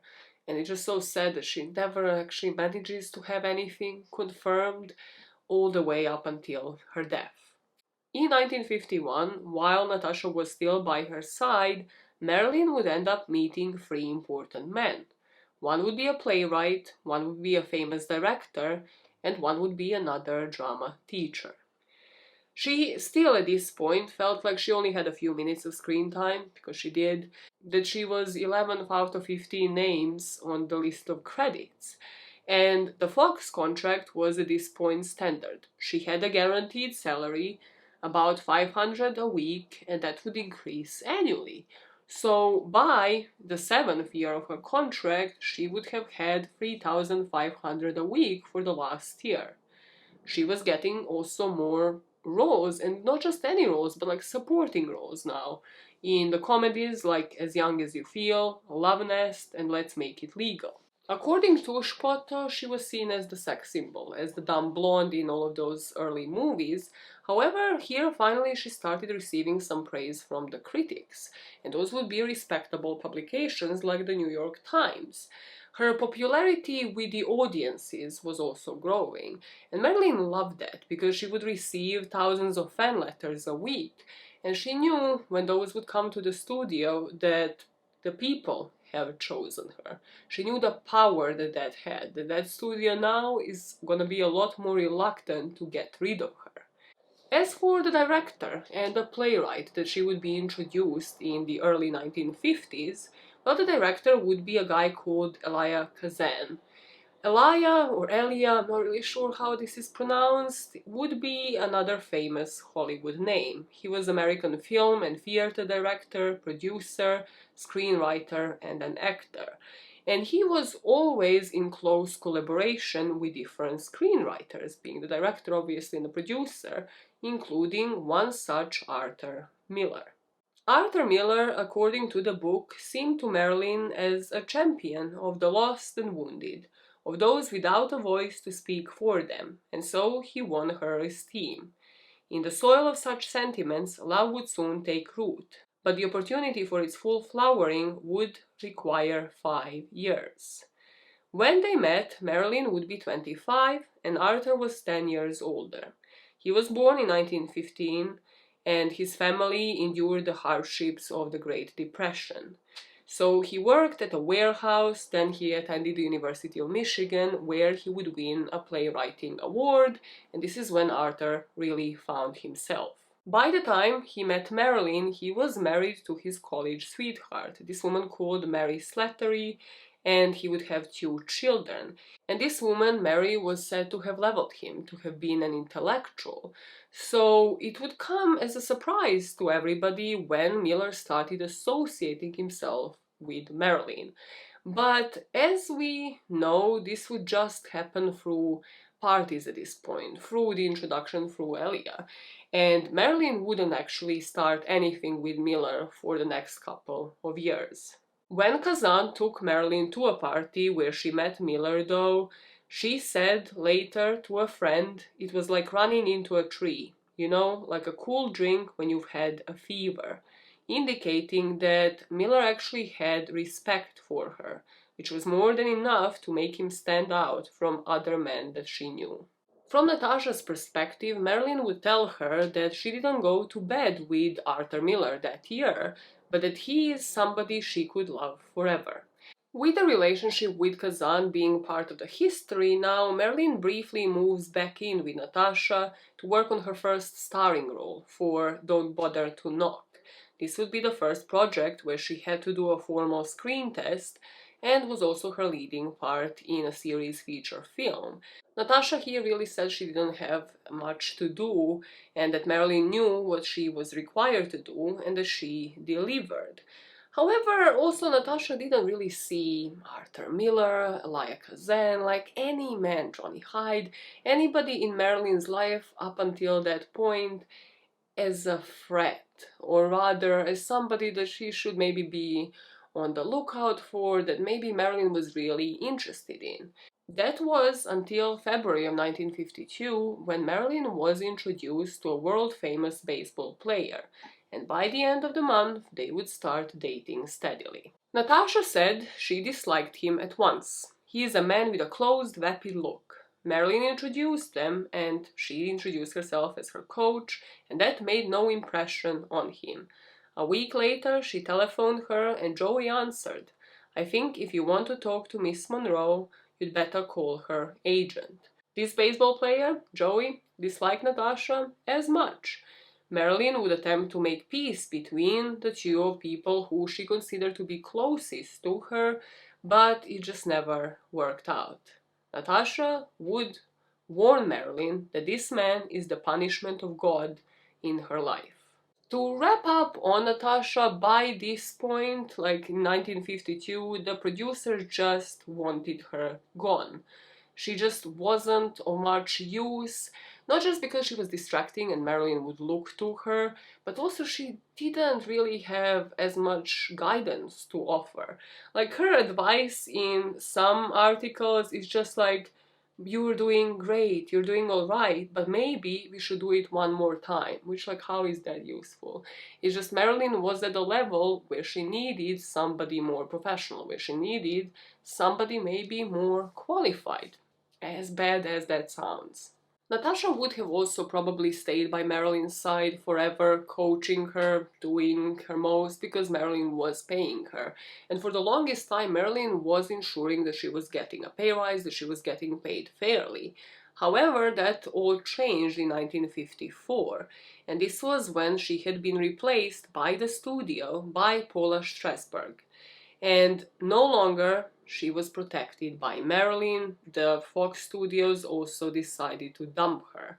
And Marilyn here, just again going in line with what I have said of her knowing when the relationship has to end, actually sent her lawyers to end this relationship with Natasha. Natasha of this would say, my only protection in the world is Marilyn Monroe. I created this girl, I fought for her, I'm her private property, she knows that. Her faith and security are mine. From that point on, Marilyn and Natasha would not stay in touch.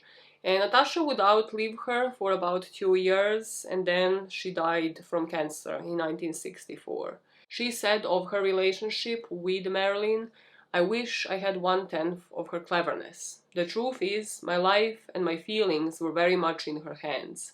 I was the older one, the teacher, but she knew the depth of my attachment to her, and she exploited those feelings as only a beautiful younger person can. She said she was the needy one. Alas, it was the reverse. My life with her was a constant denial of myself. Which to me just means that Natasha completely lived through Marilyn, at least through those years that she was mentoring her and that she was by her side. But now we are going into a point of view of a relationship that, in terms of the surrogate father fulfillment, is probably the closest one that I have ever heard of, I have ever seen displayed. And I will tell you exactly what I mean by that. But we know by this point Marilyn in Men was looking for a surrogate father figure, and a baseball player that she had just met in 1952 was going to fulfill just that. Marilyn here would play a role of a wife again, and while he wanted somebody docile, somebody he can take control of, Marilyn really wanted a father. So, in terms of the point of view and how Joey DiMaggio had seen Marilyn Monroe, he kind of had a very similar background, very similar experience to Marilyn in terms of how he was brought up. But then, what he didn't realize is that they were at two completely different points of their career once they actually met. So he did expect Marilyn to be a wife, to be somebody who is going to come home from shooting a movie and then they will watch television for the rest of the night. And he didn't expect her yet again for her to be over and over choosing her career over men. Because she still wanted her career, she just needed a presence of somebody who would be a surrogate father at home. So who was Joey DiMaggio, and why do I say they were quite familiar in terms of how they were brought up? Joey was a proud Sicilian, and he would become a really famous baseball player. By the time that he met Marilyn, his career was kind of dying down because he was 37, and usually, sportsman careers kind of start dying down at that point. And Marilyn was only 25 years old.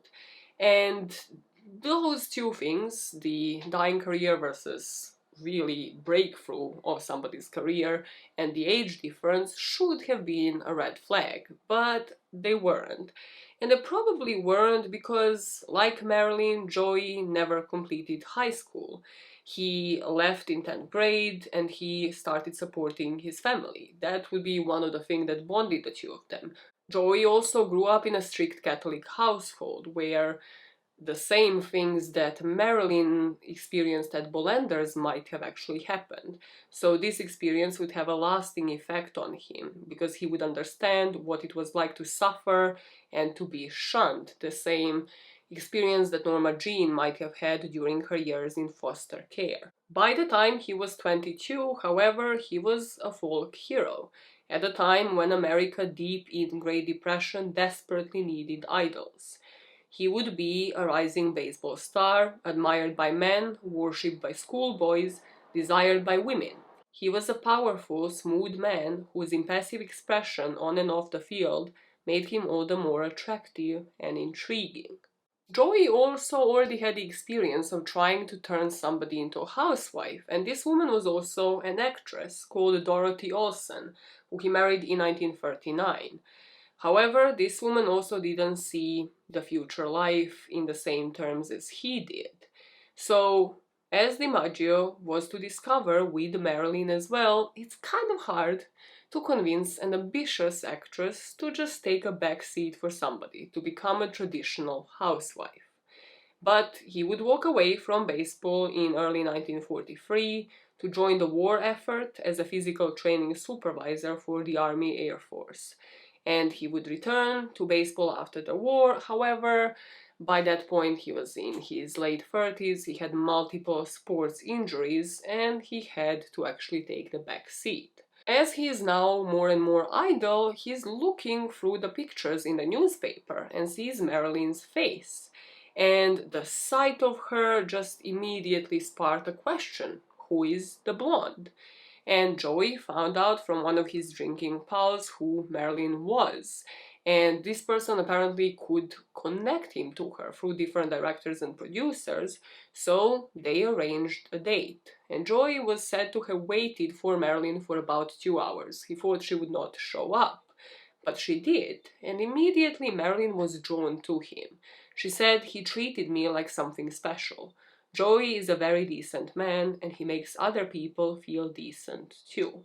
After the date, he would be persistent. He would call her every day until she went out on another date with him.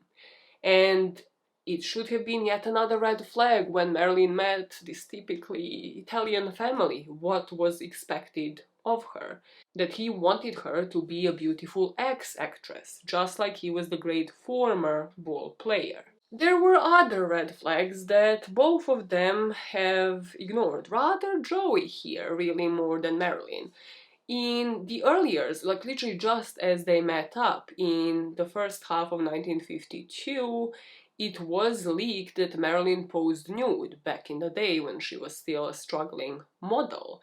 And she immediately, obviously, had to do crisis management. So Marilyn saw this yet again, just like with her stutter, like every time she would have been called out for an imperfection or something in the past, she saw this as something she can turn into her own asset. So she would give a statement that she had no money or food, and a photographer that she knew asked her to pose nude for the art calendar. She said that she never thought anybody would recognize her, and now they say it will ruin her career. She needs people's advice. They want her to deny that it's her, but she can't lie. What should she do? And this kind of approach really resonated with people, really resonated with the public, because they understood, like everybody has been in a situation where they were hungry, where they just maybe didn't have money for the rent, and like you have to wonder, what would you do? It made her relatable to the public, and the complete opposite probably from what the media and the press was expecting at the time. But also because this is a superficial world and now somebody has actually leaked her nudes technically in today's terms, well, she found a newfound popularity as a sex symbol. So she had the opportunity to showcase her acting rage finally. She received more movie roles for example, Clash by Night and Don't Bother to Knock, and she would start receiving praises by The Hollywood Reporter, stating that she deserves starring status with her excellent interpretation, and Variety quoting that she had an ease of delivery, which makes her a cinch for popularity. This scandal, however, wouldn't be the only one, because this is the time when, among the letters that she was receiving in the studio, she got the one from Gladys, which Gladys signed as Mother, so the studio would alert the press. And Marilyn yet again decided to be a relatable person and identify with the press. In the press release, Marilyn would say, "My mother spent many years as an invalid in a state hospital. I was raised in a series of foster homes arranged by a guardian through the county of LA, and I spent more than a year in the LA orphan's home. I haven't known my mother intimately, but since I have become grown and able to help her, I have contacted her. I'm helping her now and want to continue to help her when she needs me." Her illegitimacy, however, would have to remain hidden, so she still lied that her dad died in a car accident. However, here, yet again, she just identified with the public. So she had about 2 scandals in the year that she met her now almost husband. However, she still managed to play her cards right and know how to get the public onto her side. To Marilyn, Joe DiMaggio would be a protective figure, an advisor, an ally against the narcissism and ruthlessness of Hollywood. Here was her slugger, her Giuseppe, admired by millions, loved by his close-knit family, and now a man who was resolutely on her side. Due to the stress of the scandals, of the movies that she was in 1952, she had to have her appendix removed. As we know, she was struggling with appendicitis from before, and here you really see where she was mentally, because it was said by the doctor, this could have been sensationalized, but that when they took the blanket on, when they're on the gurney and they're covered, and when the doctor was about to operate, they found a note from Marilyn with her begging them to have as little damage to her as possible, as few scars, but more importantly, to remove as little of the appendix as possible, fearing infertility. So they didn't remove any ovaries and did everything to prevent from large scars. From this point on, she would also have regular gynecologist meetings in order to deal with her reproductive problems regularly. In 1952, Marilyn for the first time engrossed universal stardom. From the calendar to the news of her mother and her relationship with Joey, and then on to the release of no fewer than 5 movies, from her frequent appearances in the columns, gossip columns of Sidney Skolsky, to her presence of magazine covers and in news stories at least 3 times a week and sometimes more. Never before, perhaps in the history of the world, had someone other than a great ruler or head of state received such celebration. Because of this would be when the roles were just falling into her lap, and it was up to Marilyn to say yes or no to them. She would act in a movie called Niagara. Then, this is when she would also record her rendition of the song Diamonds Are a Girl's Best Friend for Gentlemen Prefer Blondes in 1953. This is when producers have seen the other side of Marilyn, especially when it came to her singing takes, but also with her movies, because she wouldn't settle for just anything. She was a perfectionist.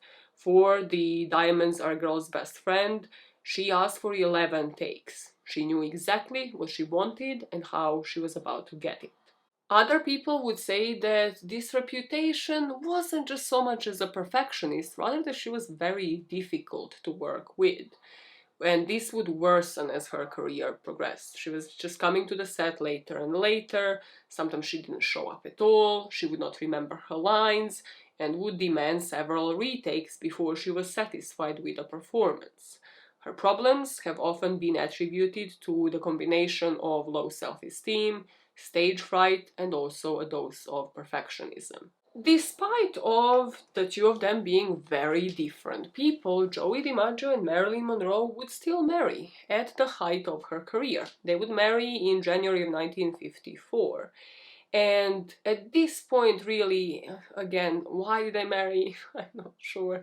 Because they were completely on different wavelengths. He wanted to live in San Francisco. She obviously wanted to stay in LA because LA is where Hollywood was. He preferred to stay at home and watch TV. She obviously wanted to then go out and do press releases and model and basically promote all of her movies because she was now doing really well. At this point, all of the roads seem to be going back to a guy called Arthur Miller that I have mentioned a few years ago. She was already eyeing him out at this point, and she had previously met him through her previous boyfriend, the director, Kazan. A year younger than Joey, Arthur Miller was an intellectual, and as I mentioned, he had a wife and kids, and his wife was a match to him. And he represented serious theater, to which she was devoting her new life. This might be truly why Marilyn was so drawn to Arthur, because in her extracurricular time, in her free time, which was very limited at this point, may I add, especially when she was doing the most amount of movies in the 50s, in the early 50s, well, she really would spend all of her free time going to performances, going to theater, exploring Russian literature, and that is how Arthur fit in. To give you a taster on Arthur Miller, he would admit publicly to dabbling into communist social theory. Arthur came into it late, after other writers like Hemingway had abandoned mid-20th century Russian Marxism as intellectually and socially sterile. Arthur Miller, according to the book in 1950s, was regarded as the dramatic consciousness of American society, for his work plainly concerning with moral and social issues affecting families after the war. In terms of him dabbling into communist social theory, I looked into it a bit. I looked into whether there's any truth about him possibly being a communist, and from what I've seen, there isn't. There are just certain connections, because he was a writer, right? He was a playwright, he was a personal interest, and then he also joined different societies like League of American Writers. and these members of the League of American Writers were largely either Communist Party members or fellow travelers. Then, after his graduation, he would join a theater project, and that theater project was actually closed in 1939 by the Congress because of a possible communist infiltration, so he dabbled in it from a research point of view, but there would never be any proof that he was a communist or a traitor. So, as Marilyn is married to Joey, and as she is rather dating Joey in 52 because they would only marry in 54, Elia Kazan, so the director and the person that introduced her to Miller and the guy that Marilyn briefly dated, would have to appear before the House Un-American Activities Committee. So he named members of the group theater, not including Arthur, from what I have seen, who in recent years have been fellow members of the Communist Party. And by that point, Arthur Miller and Kazan have been friends, but because of this testimony, because Kazan was literally snitching on people, well, that friendship had ended. Because of this exposure by Kazan, Miller would eventually have to attend his own hearing and basically defend himself, really. They looked at him and opened up a whole file on him, and Marilyn would accompany him, risking her own career. This meant that Marilyn, throughout the years that she had actually known Joey, dated Joey, and married him, well, Arthur was always on her agenda, and she would meet up with him and would support him, like even in front of the Congress. So the marriage was already in trouble, rather, it's always in trouble, and the couple would return to California. And this is when Marilyn had to attend Photoplay Awards. She was doing so well, and this was her second year running. And here she confided in her friend Sidney Skolsky that one day she was going to marry Arthur Miller. The watershed moment in Joey and Marilyn's marriage, really, would come in a form of one of Marilyn's most successful movies. This is really how she would break from Joey and then eventually move on to Arthur. Marilyn would get that Photoplay award. She would win an award for the most popular female star. And she settled with Fox yet again, with Fox Studios, with a promise of a new contract and a bonus and a starring role in the film that's called The 7-Year Itch. This film was to be shot in Hollywood. However, the studio decided what would be the best when it comes to the publicity. And they decided to stage the filming of one scene in which Marilyn is to stand on a subway grate with the air blowing up her skirt in that white dress. One of the most iconic scenes that we know of Marilyn Monroe. And this would be an actual movie scene, that people would just come and observe. So the shoot was to last for several hours, and there were about 2,000 people just coming and going because this was just outside the street. Joey would attend the shoot, but it was said that he wasn't really aware what was going to happen, and he was quite jealous and pissed off. He said, "What the hell is going on around here?" and then just turned and went back into the hotel. And it was said after this shoot, when Marilyn returned to the hotel room, that they had a vicious fight. The next day, people on the set have said that Marilyn displayed bruises. There were bruises on her shoulders, and that they had to cover them with makeup. This will be confirmed by multiple people on set and her friend. Her friend said that her back was black and blue. As soon as they returned from LA, Marilyn would file for divorce. And Joey would never take the divorce proceedings as final. He always thought that he could win her back.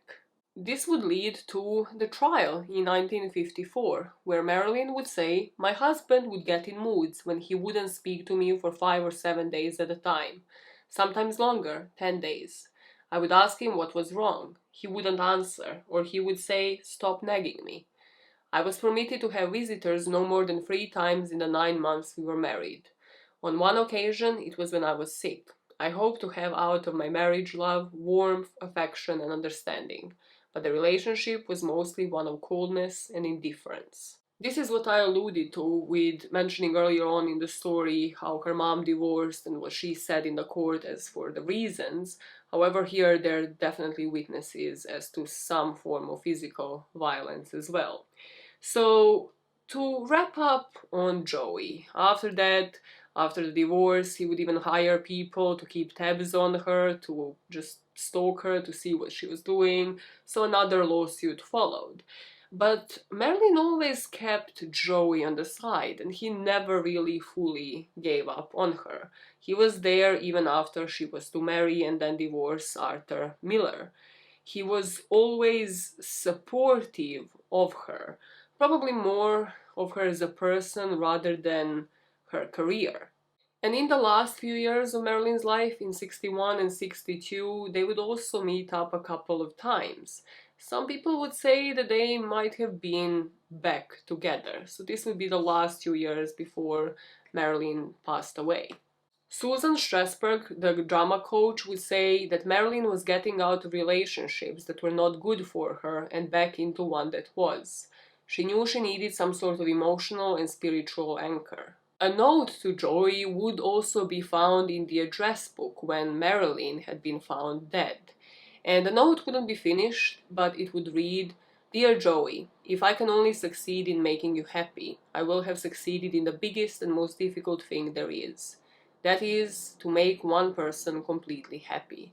Your happiness means my happiness." And by all accounts, Joey was there for Marilyn, and he came to her assistance one last time. After her death, he organized her funeral, he issued invites, arranged the ceremony, and even enlisted Marilyn's half-sister Bernice to help. For the rest of his life, he kept out of the public eye, he lived nicely from his baseball retirement package, and he died in Florida in 1999, 5 months after an operation from lung cancer. But truly with Joey, why I keep saying that this is like a full circle of a surrogate father relationship, that this is the full circle of, I don't know, accomplishment of daddy issues, if I have ever seen one, is because he was always there and Marilyn still remained in touch with him. And people say like he was a bad husband, but he was a good friend to Marilyn. And I don't know, I think there is something in that because I have never seen that in any of the stories where she did, in a way, find a surrogate father relationship, but it remained that. It just maybe should have never ended in a marriage, because he might have actually been just a good friend or just even, yeah, a surrogate father figure because he was older than her to Marilyn. But back to the watershed moment in our timeline. In December of 1954, shortly after the 7-year itch shoot was done, Marilyn would actually try to step away from Hollywood. Rather, she would do this successfully, but she would always keep in touch with like Fox, and she would try to keep the contracts going, just in terms of her getting more jobs, because she was again a really smart business person. So she formed, with a photographer called Milton Green, Marilyn Monroe Productions. Marilyn's function would be to star in the films selected by the company, and Milton Green was to conduct all of the business and also pay all of the bills. They had equal shares, like she controlled 51 shares of the company and Green retained the remaining 50.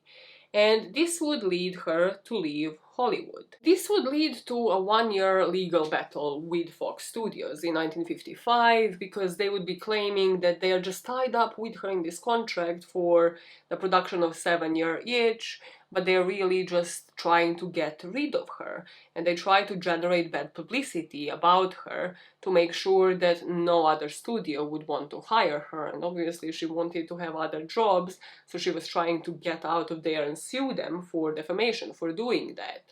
And also she left Hollywood because she was tired of the same old sex roles that she was getting. And she said that Fox never actually paid her for the promised bonus, and that the studios just weren't fulfilling their duties. So this is when her publicity is all over the place, and it's more bad publicity really than the good one, because she kind of started being ridiculed. She wanted to try more daring roles. She actually still had interest in Russian literature and Dostoevsky's brothers Karamazov, but she was ridiculed for her ambitions here, being like, you can't even pronounce the leading female character's name. She was ridiculed for starting her own company. She was ridiculed for ever deciding to leave Fox, like one of the biggest production studios at the time. Like, how is she ever going to get a job? So to prove people wrong and really striving towards proving how perfect she is, Marilyn focused on upskilling and also therapy. So this is when, after founding MMP, her production company, she would move to Manhattan and spend 1955 studying acting. She would take different classes, different workshops on method acting at the Actors Studio.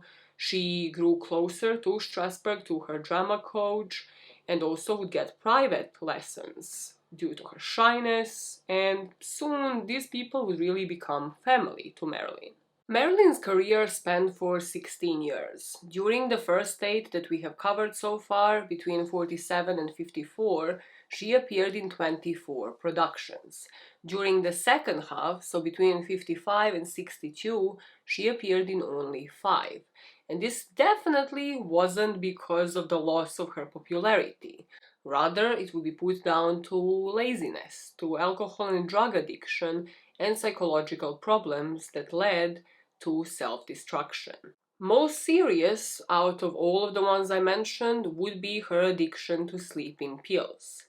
It began innocently around this time, in 1954, during the period of her routine insomnia, because she was traveling so much. So this was due to jet lag to begin with.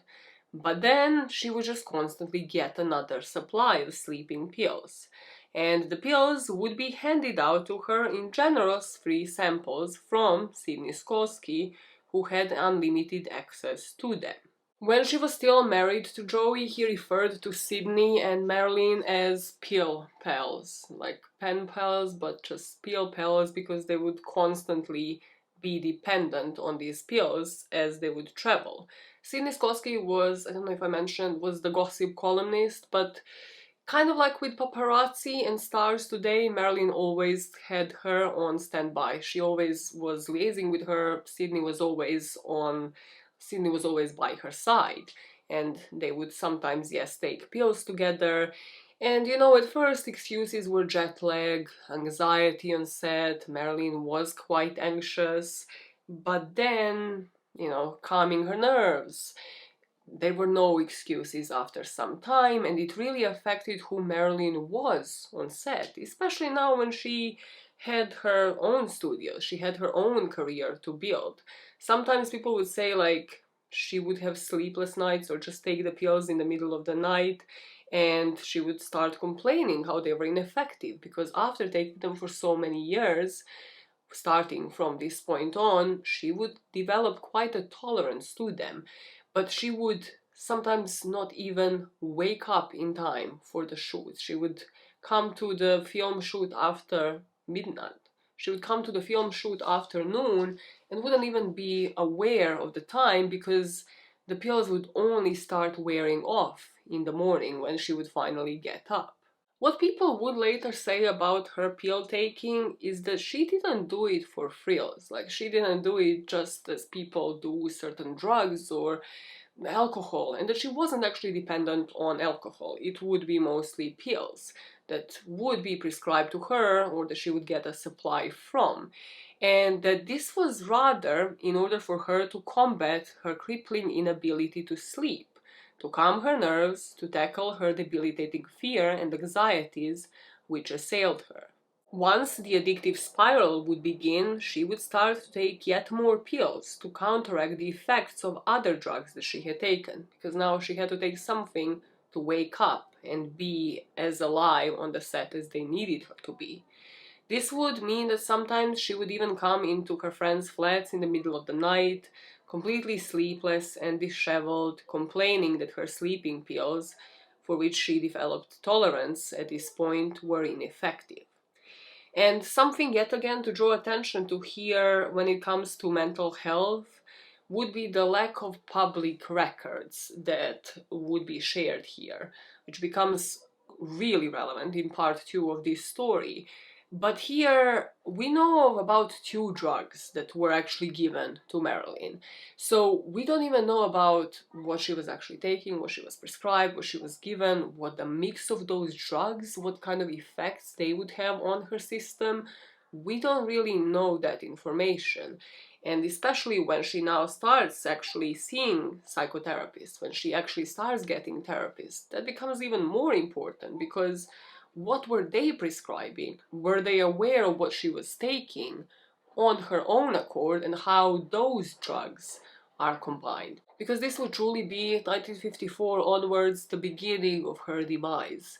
And you really have to see this now through the lens of, well, Arthur Miller, that I'm going to put you in for a second, but even through Marilyn's eyes, everything is just hazy from this point on. She is in constant dependence on the medication, and everything is just spiraling out of her control. The book states on this: from this time to the end of Marilyn's life, there would be just such a lack of communication between therapists and physicians.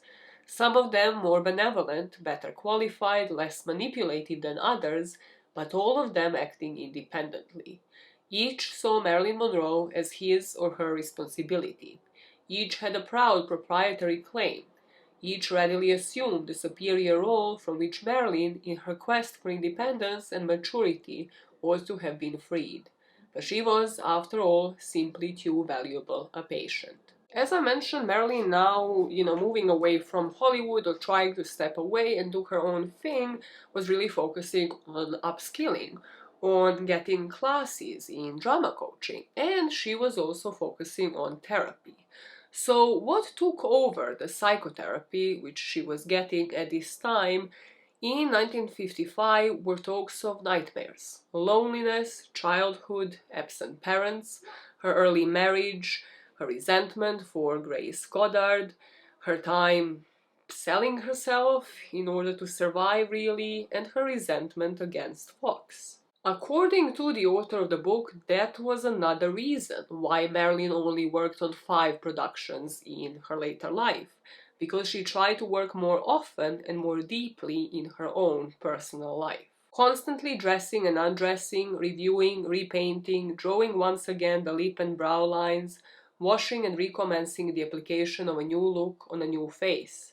She lived in a perpetual state of self-criticism, ever trying and retrying to focus some unrealized image of an unfinished self. As part of her further work on herself, she expressed further interest in Russian culture, again reading Dostoevsky, mentioning in the interviews how interested she would be to play one such role of adaptations of any of their writings. And she would get invited to National Arts Foundation, where she was asked to travel to Moscow to lead the contingent of American artists discussing an exchange of Western and Russian culture. Now, she accepted this and started applying for Russian visa, but due to the Cold War, due to the bureaucracy at the time, this was delayed. And this would be around the same time that she was also supporting Arthur Miller in front of the committee. She was publicly supporting somebody who might or might not have been considered to be a communist. Her support of Arthur Miller and also her wishes to possibly go to Russia would be what eventually got the FBI to open a file on her. As documents later declassified revealed, the FBI was vigilant to the point of obsession regarding anyone's travels that could be dangerous to the national interest by virtue of past communist sympathy. Marilyn's FBI files would track her departure from Hollywood, relocation with the Greens in Connecticut, friendship with Arthur Miller, studies at the Actors Studio, and request to travel to Russia. And J. Edgar Hoover would heavily demand every travel plan by any celebrity out of the country to be monitored. At this point, Miller's professional achievements, as we mentioned, were seen as him being a supporter of the Russians. And considering the public sentiment of the time, this just wasn't great. When the Monroe-Miller marriage was subsequently rumored to be inevitable, people would say the next stop for Miller is trouble. The House Un-American Activities Committee subpoena will check into his entire inner circle. which also happens to be in the circle of Miss Monroe, and all of them are former communist sympathizers. Last time Marilyn and Arthur have been publicly seen, have been associated publicly, would be in 1951.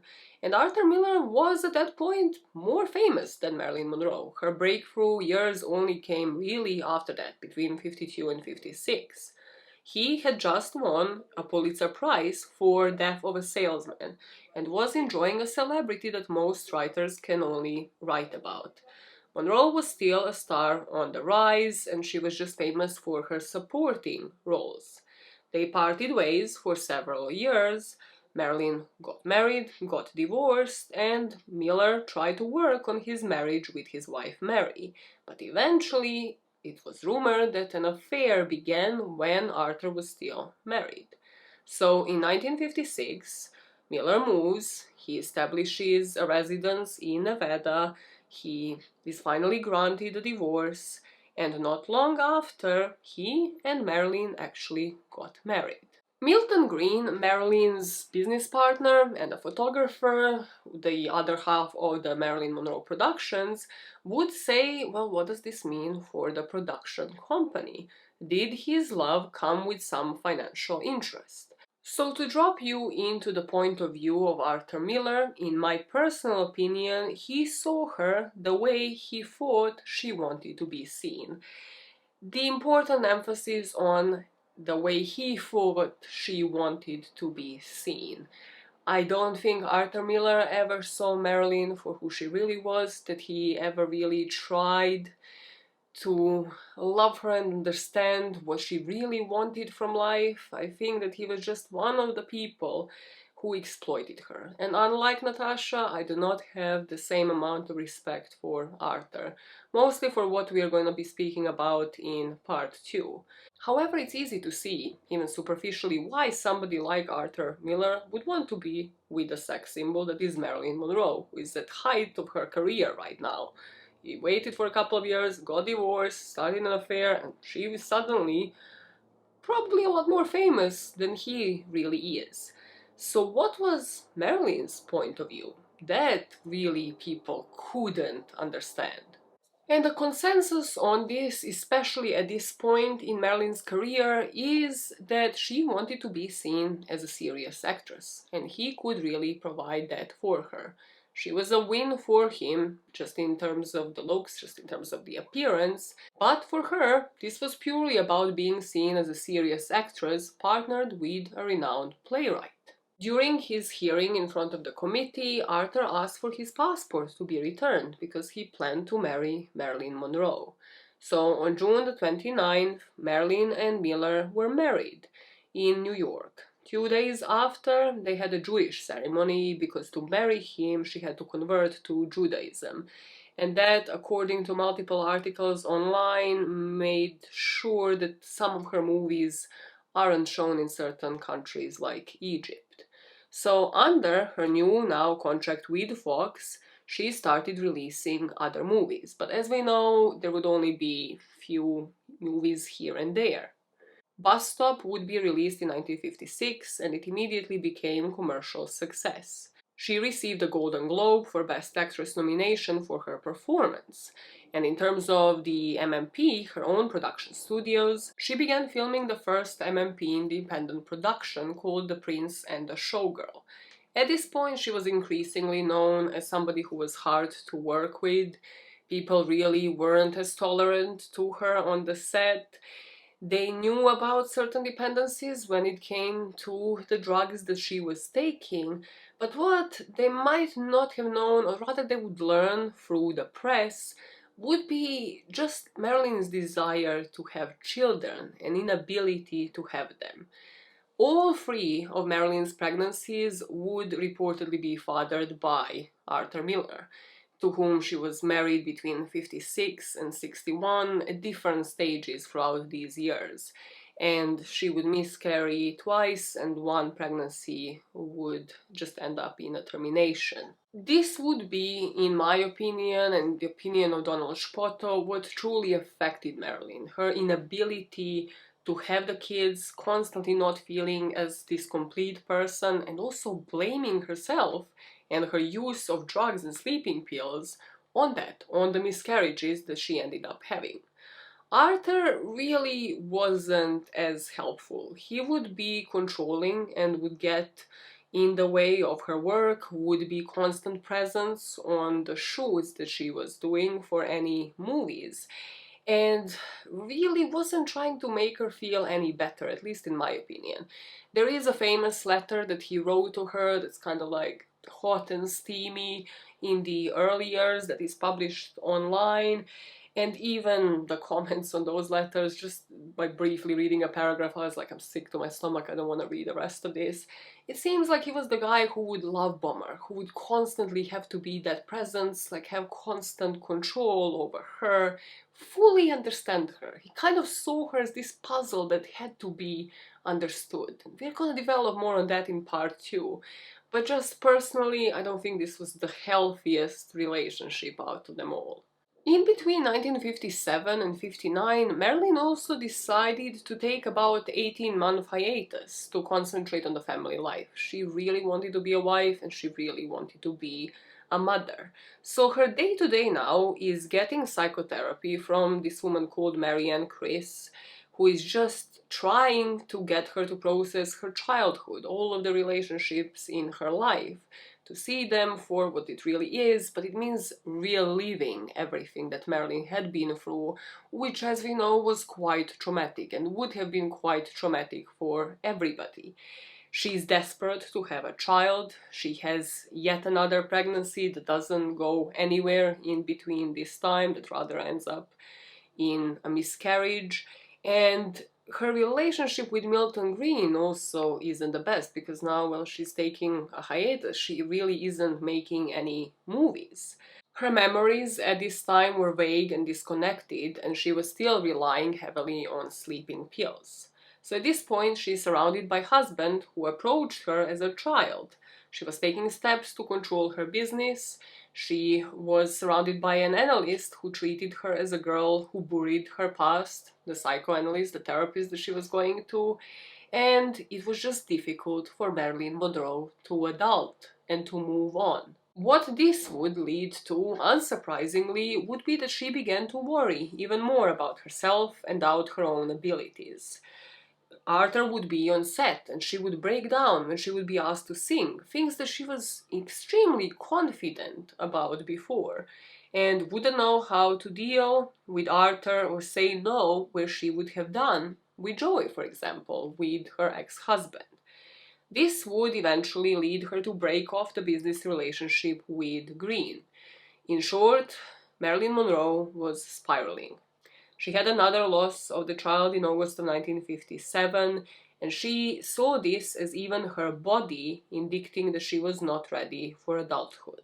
As she is spiraling, there's an idea that is popping in Arthur Miller's head that we are not yet privy to, and Marilyn isn't either. But as somebody who is following her husband's career as well, she noticed The Misfits, which was the short story that was written by Miller, published in Esquire, and the critics saying that it would make for a Green screenplay.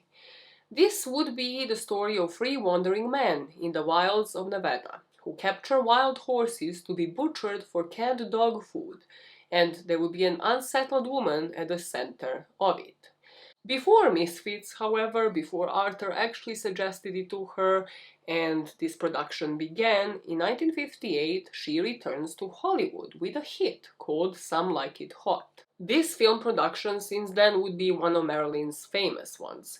It would be called Legendary. Marilyn's own behavior on set was just as we know it. She was said that she wasn't able to remember the lines, probably knowing the history now because of the pill intake, that she would have dozens of retakes, and that Arthur became just another authority that she had to please. He was a constant presence on set, and he could no longer tolerate this, because of course, why take a healthy approach and see that the wife actually gets the therapy and not like takes in so many pills that have been prescribed or not to her. Rather, he saw her as a spoiled person, and this time all of those bad habits would show. So he was humiliated by her childish behavior.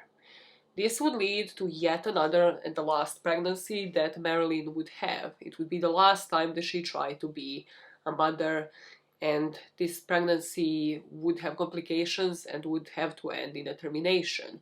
Here, she fully 100% blamed herself as she was taking sleeping pills and tranquilizers at the time. So Marilyn Monroe entered 1959 in depression. She would be taking depressants called Amityl and Nembutal. These are, for now, the only ones that we know she was actually prescribed. So now, with a more vicious circle of insomnia, drug-induced sleep, she is taking the depressants on top of those as well. She would still go to Chris, to the therapist, and this would just further set her into depression. Her confidence would only be mildly boosted with a Golden Globe for Best Actress for Some Like It Hot, for the movie that she did a year before. In 1959, she would also star in another musical comedy called Let's Make Love. However, in her personal life, she was just truly lost at this point. She was unsure what to do with Arthur Miller, and at this point, she had already at least 5 years on dependency on drugs and sleeping pills. To really help me understand this, I have done some research, rather just brief Google searches, about how long it would actually take to shoot a movie, and the average length of the movie shoots would be about 3 months. So we know she was in 33 productions, just movie-wise. Basically meaning that she would have spent 7 years, over 7 years actually, just on sets, not even modeling, not doing press releases, not doing anything else. So obviously this kind of, when you see it through that lens, would explain why somebody might resort to pills, to drugs, something different as a coping mechanism. But also would explain maybe her state of mind at this time, after years of dependency, of trying to just cope with her insecurities when on those sets for 24/7 for 7 years of her life, of a really short life if you're really to think about it, with people just demanding things off of her. When you put it into perspective, Marilyn didn't deal well with silence, with being idle. So anytime that she would, it would be when resorting to pills. And you have to think about how this actually looked like day to day.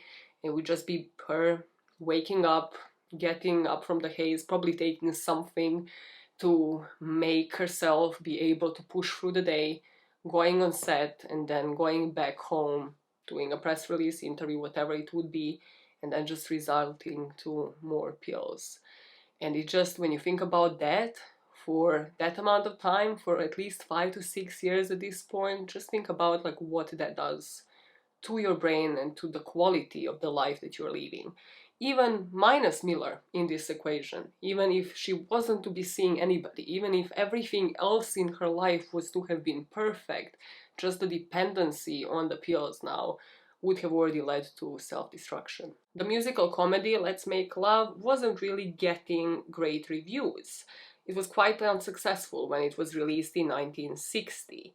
And 1960 would also be one of the first times in Marilyn's life when she actually publicly expressed her views on politics. She, as we know, tried to upskill in different areas, and she tried to improve her political literacy, meaning that she accepted a position of alternative delegate to the 5th Congressional District. And this letter would be written to a New York Times editor that she met in 1959, expressing concerns of that year's elections. I'll put it on the screen and I'll just read a couple of lines from it. Ideally, Justice William O. Douglas would be the best president. And how about Kennedy for vice president? But they couldn't win because Douglas is divorced. I don't know anything about Kennedy. Maybe this ticket is hopeless too, but it would be nice to see Stevenson as Secretary of State. This letter would conclude with slogans for late 1960. And as the summer of 1960 began, she would describe herself tersely. I am 34 years old. I've been dancing for 6 months in Let's Make Love. I've had no rest. I'm exhausted. Where do I go from here? Where Marilyn would go from there is into her last movie role, controlled by Miller, while her personal life will be controlled by her last psychoanalyst and her private life by a new housekeeper. Those will be the points of view we have to get to next week, with one of those individuals, according to the author of the book, being a better suspect in the suspicious death of Marilyn Monroe than the president himself. And that is where I'm leaving part 1, which might be my longest one yet. It has been hours, guys. Yes, this isn't even funny anymore. It's 13 degrees here in London.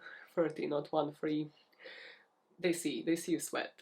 So in the next part, in part 2, we will be talking about the end of Marilyn's life, 1961 and 62 in particular, how Kennedys fit into that timeline, her death, the night of her death in particular will be the focus of part 2, and especially the other 2 points of view that I have to put you through. One of them being yet another doctor, therapist, psychoanalyst, he's a piece of work, and the other one being a housekeeper that worked for Marilyn.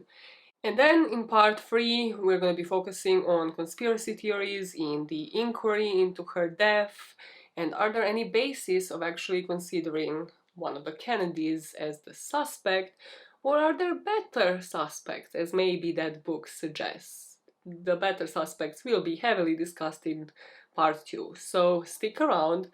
I shall be back hopefully in 1 week's time with another video, and then part 3 will be released a week from that. God damn it, I'm gonna get scoliosis, motherfuckers. So, what are your thoughts so far? Having heard about so many points of view and just her childhood and the context of this story, do you agree with me that every single person, mostly Grace, exploited the living shit out of Marilyn?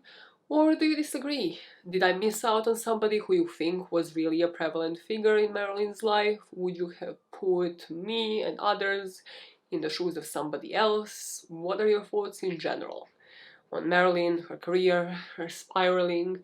And then, after that, after ruminating on that, leaving those comments, I shall be seeing you next week with another probably 2 hours, hopefully less, of a story of Arthur Miller and Misfits. That's how we begin.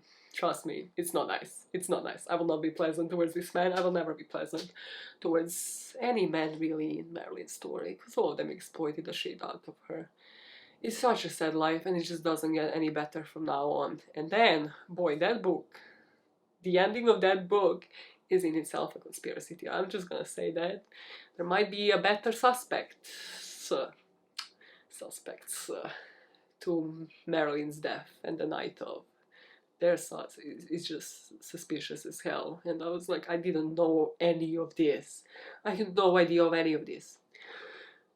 That's a teaser for you for next week. Now, yet again, I shall be editing this, showering, not losing my mind over this case. And if you know somebody who is interested in Marilyn's story, make sure you like, subscribe, and share this with them. Introduce me to other people who like deep dives. Do it for me, please. It takes so much time, and I love doing it, but it takes so much time to read a book, to script it, to sit down, to record it, to edit it, and walk them through everything. Such real shit. Just walk them through every single part of the process. I'm out. This is already a 4-hour-long video. Be out. Also, don't worry about the lamp, by the way. It won't burn the house down. Like, the light bulb just doesn't get heated. I don't know what science that is inside of there, but it just doesn't get heated. So don't worry about that. I know that that's not stable. Just get up. Just get up. I'm not gonna put a house on fire. Imagine though. That would be sick background. No, it wouldn't. You would die. My out. See you next week. It would be a sick background. You'll literally be on fire. Oh my god. And the camera. The footage wouldn't survive because the whole room would be ablaze. I know, guys. Yeah, act normal. Act normal. Act normal. Nothing. You have heard nothing. You heard nothing.